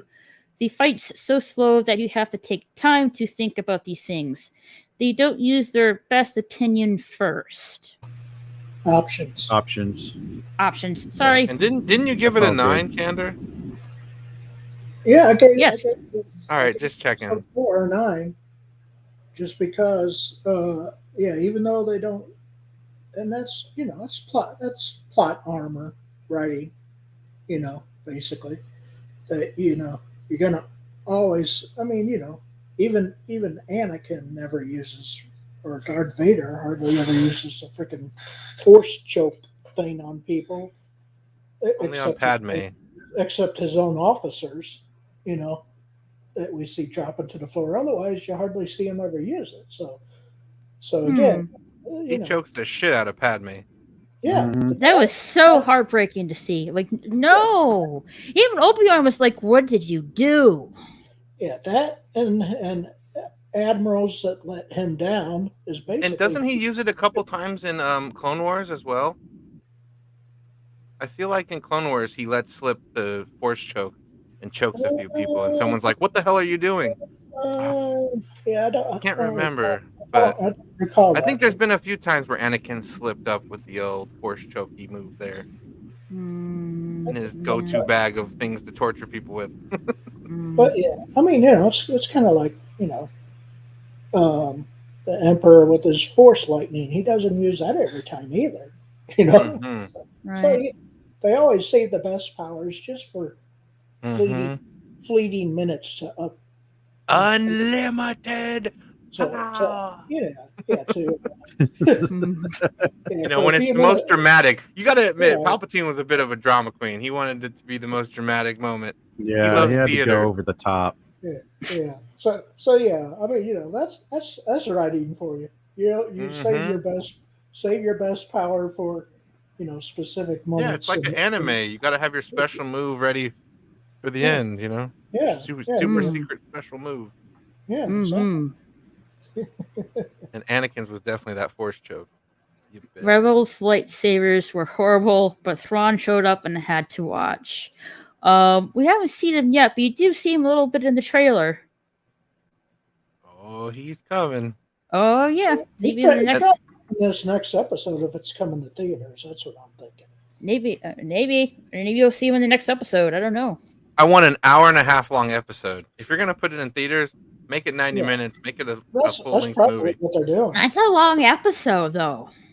Well, it'd have to be that long being a theater, and it'd have to be something that could really draw people in if they're wanting people to get in a theater and sit down and watch something. It better be longer than an hour.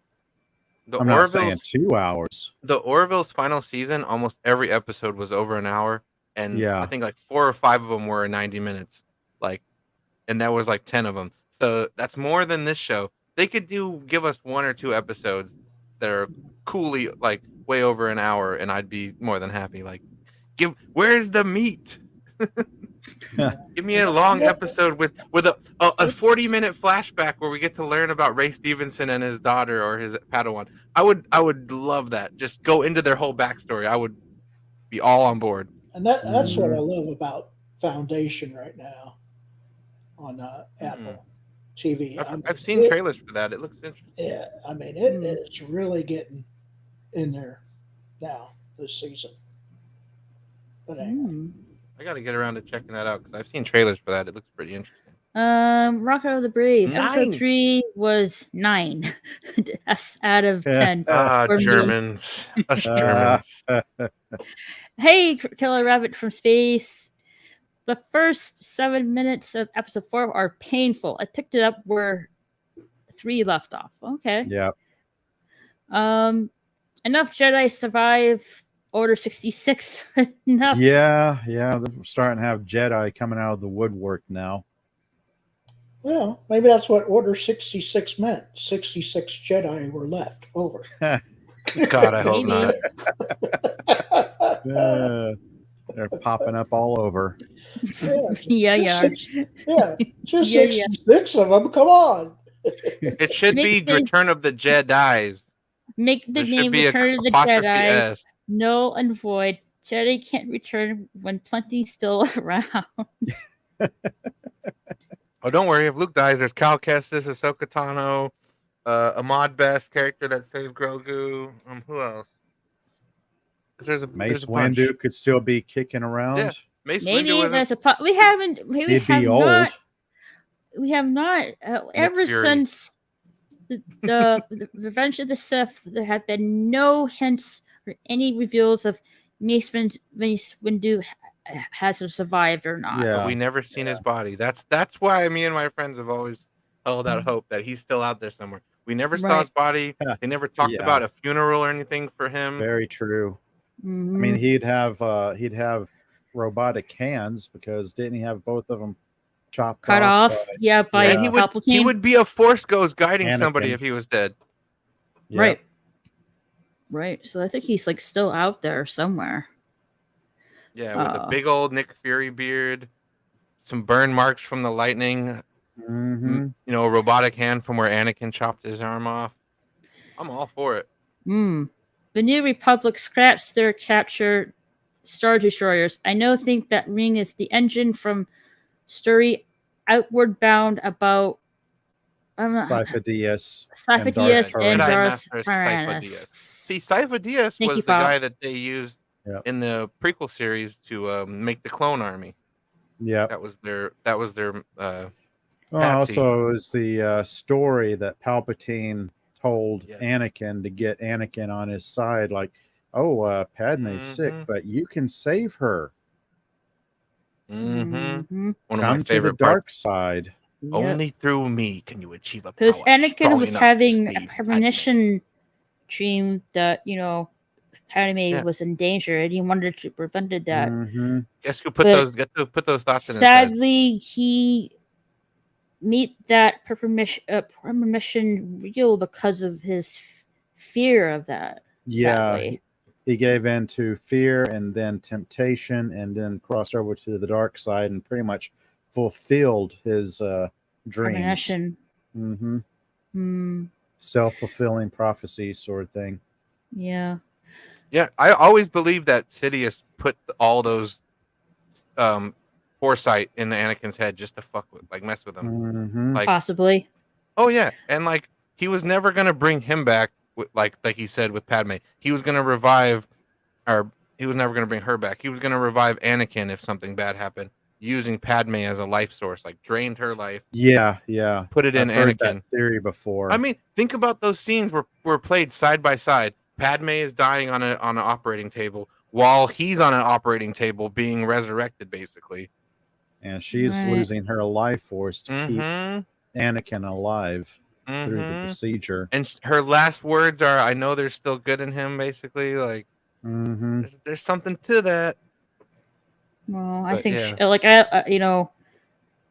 that's also a possibility. But in my view, she died from a broken heart from childbirth.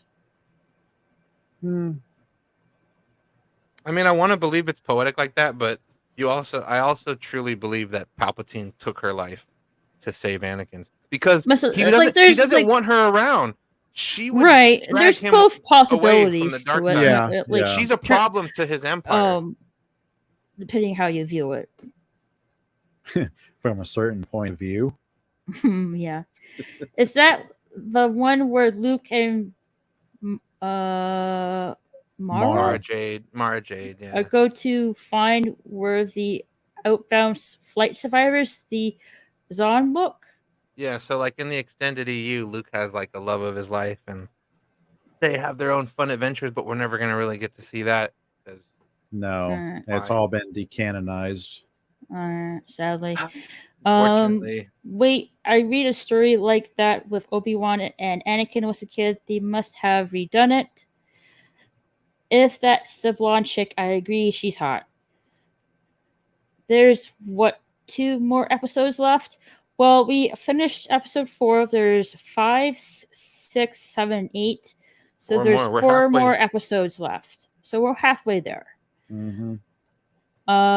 I think we can all agree we want blonde chick dark apprentice to win. Oh yeah, Yeah. I'm Team Shin all the way. She better survive. We're cheering for the underdogs here. I'm rewatching this. The opponents meet at 13:25, and the fight begins at 13:52. They stare at each other for over 30 seconds and say one line. Okay. Yes, 2 towers. My bad. At 14:11, they are so slowly circling and not committing to a full-on fight. They're moving very slow. So there's 2 Indiana Jones beats in this. Well, one medallion has writing on both sides. LOL. Hello, just another guy named Harry. Hello, welcome. How are you doing? They're digging in the wrong place. Indiana Jones. Dun, dun, dun, Yeah. dun, dun, dun, dun. He doesn't even need to be there, and the Nazis would still lose at the end. Boom, ba-dum, Over boom, 1 boom, minute ba-dum, passes ba-dum, ba-dum. between the first looks before the actual fight with Ahsoka and the masked guy. Yeah, just like any traditional Belloc, samurai film. the French guy, the Heinrichheimer wannabe with a half map palm who face melt Slayer is named Tote. Now what shall we talk about? That's the one reason I didn't want to watch that film. I didn't want to see that. And I also didn't want to see the guy who drank from the girl getting super old, like skeleton. Like, didn't want to see that either. Oh, the blonde chick. The Last that too. Crusade. Yeah, the blonde chick. Like I said, I haven't seen any of the Indiana Jones films because I don't want to. I didn't want to see that. The blonde chick slept with both Sean Connery and Indy. She slept with father and son. That was He missed pretty up. bad. I just love that scene when they look at each other like, "You slept with her. It's I slept with her gone too." from Ooh. Master stroke to total failure since the end of ROTS. I don't know. It works That's that the rules way. for like a cool That's 20 years, why but they nobody's wanted fucking with them. Grogu. In Disney, Mandalorian just aren't 4C IMO. Yeah, the card was in theaters. It was free. Doesn't have to be that long if it's free, and it might not be just one episode. They fight for 3 minutes, then they beat each other for 40 seconds before we cut to Morgan. That's bad pacing. Last King of Scotland also survived Order 66. We see Mace Windu explode in the distance. Pretty sure I don't think that happened. Apion doesn't mean he won't be back, but he's dead enough to me. I almost guarantee that does not happen. Yeah, I don't recall that either. He gets I don't force recall lightning that either. and he disappears out the window. That's the last. And a flash of light, like that's all I saw. A flash of lightning, really. He could have recovered during the fall and grabbed onto one of the sky cars. There's so many options. Right. Yeah. The time codes on this lightsaber duel are vexing. It's slower than I thought. Anyone think the Emperor uses the dark side That's what I to said. home in on and Yeah, I said snuff that. Panane? Just like Apion said. Yeah. Apion just read my mind. Yeah. There you go. This series has to get you to renew twice. That's the pacing issue summed up right there. All right, fair Or just enough. Disney is bleeding and they're having their own problems. It has nothing to do with the quality of the show itself. No, All it's right. for me. It's always going to be writing. If the writing is not there, then you're going to have problems with cringy dialogue, clunky dialogue, bad pacing. It'll show up in production as well. Alrighty. Well, True that's enough. episode 3 and 4. Let's go thanks- another hour. I'm just kidding. No, We're good. We're good. I hear we're you. good. Admiral Teak says, I think Windu lights up at the apex of flight, but I agree Yeah, he's he going to gets be struck by okay. lightning, but I don't think that Yeah. killed him. Right. He Yeah. got hit by the full force of the force lightning, but that doesn't necessarily mean he was dead. Right. Well, He's not dead yet. He's getting better. Yes. so all right. So that's Bring Ahsoka out your episode. dead. So I'm that not is dead yet. Yes, you are. Ahsoka. Yeah, so that's Star Wars Ahsoka episode 3 and 4. Thanks for everyone coming on the panel in the chat. Thank you so much, guys. This wouldn't be possible without you guys, so I appreciate it very much. You're very welcome. Let's Thanks see for having here. us, Raquel. It was fun. Thanks for coming, guys. This is a long one. Yeah, We went a thank lot you. longer than probably expected, but yeah, Mhm. a lot to unpack with these two. Definitely. Jedi Master Raven, thanks for being here. We have Apion, Pop Culture Republic. Who's that sexy beast?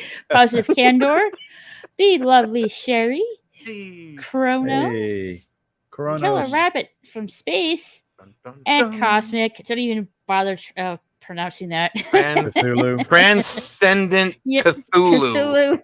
There you go. There you go. Thank you, Apion. I just call him Cosmic. Rocco the Brave. I know that guy. Tim is Talk. I know Admiral that guy. Teague. I know that guy. Phil TMT.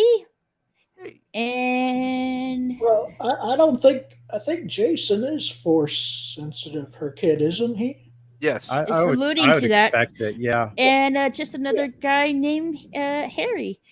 Thank you for coming. I hope I didn't skip anyone or forget anyone. I don't think I did. But if I did, thanks for being here. I appreciate it. Yeah. Emerald Teague says agree.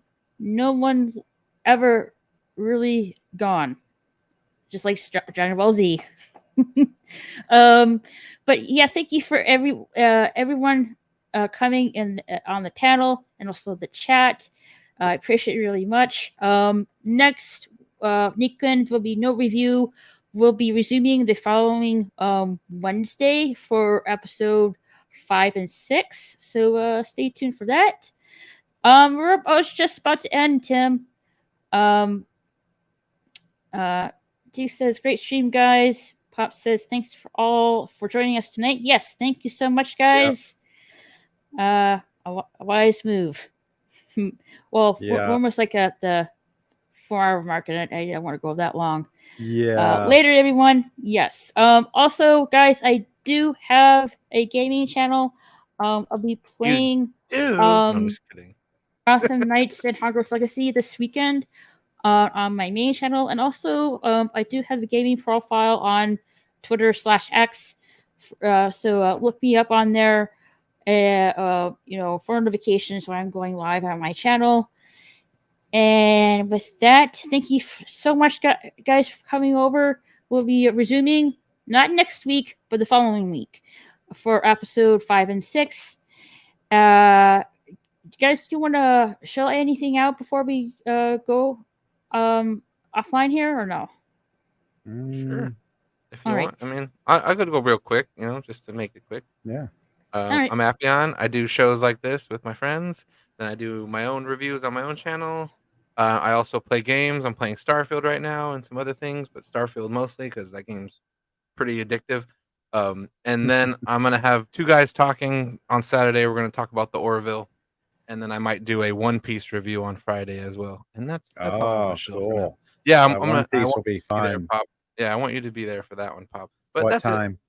it. 2 o'clock. We could talk about it a little bit more backstage too. But yeah, 2 o'clock Friday. Might be. Well, I could change the time too, so it's not like set. yeah, in stone. because I think Comic Relief Crusader does a Friday show in the afternoons. If Okay. he's going to do I one, could schedule it'll it be so like- that that's over. Yeah, and then you could join Yeah. after or something. We could do that. I'll Sounds see. good. Yeah, I'll try to because it's not set in stone. But yeah, Yeah. that's all I wanted to show. Thank you, Raquel, and thanks for having me. This is fun talking some Oh, Star yes. Wars. Yeah. Definitely. I put everyone's channels in the live chat, so you guys thank you. can look them up. That's a me. There's my gaming channel and my Twitter profile. No, I meant waiting 2 weeks to review this again. Yes, we'll be not next week, the following week. We'll be discussing 5 and 6. Yeah. Have a good night. Have a pleasant tomorrow. Thank you so much. Yes. There's Apion's channel. Go follow him on there. That's me. One Piece was so good. I have to check it out. It was very good. There's Positive Very Candor's recommended. channel and Pulp Culture Republic's channel as well. Mhm. I am Pop. Go Pop check all the Culture channels out, guys, in the chat, and also check out my gaming channel and my gaming Twitter profile as well for updates when I'm going live on my gaming channel this weekend. And that's it. We're gonna take off here. Thanks so much for coming, Okay. guys. And we'll see you soon. Later, buddy. Yeah. Bye bye. Bye, all. Bye, bye. If this is your first time being here, don't forget to hit that subscribe button. You can also follow me on Twitter and Instagram at RaquelSSG2211. Catch you later.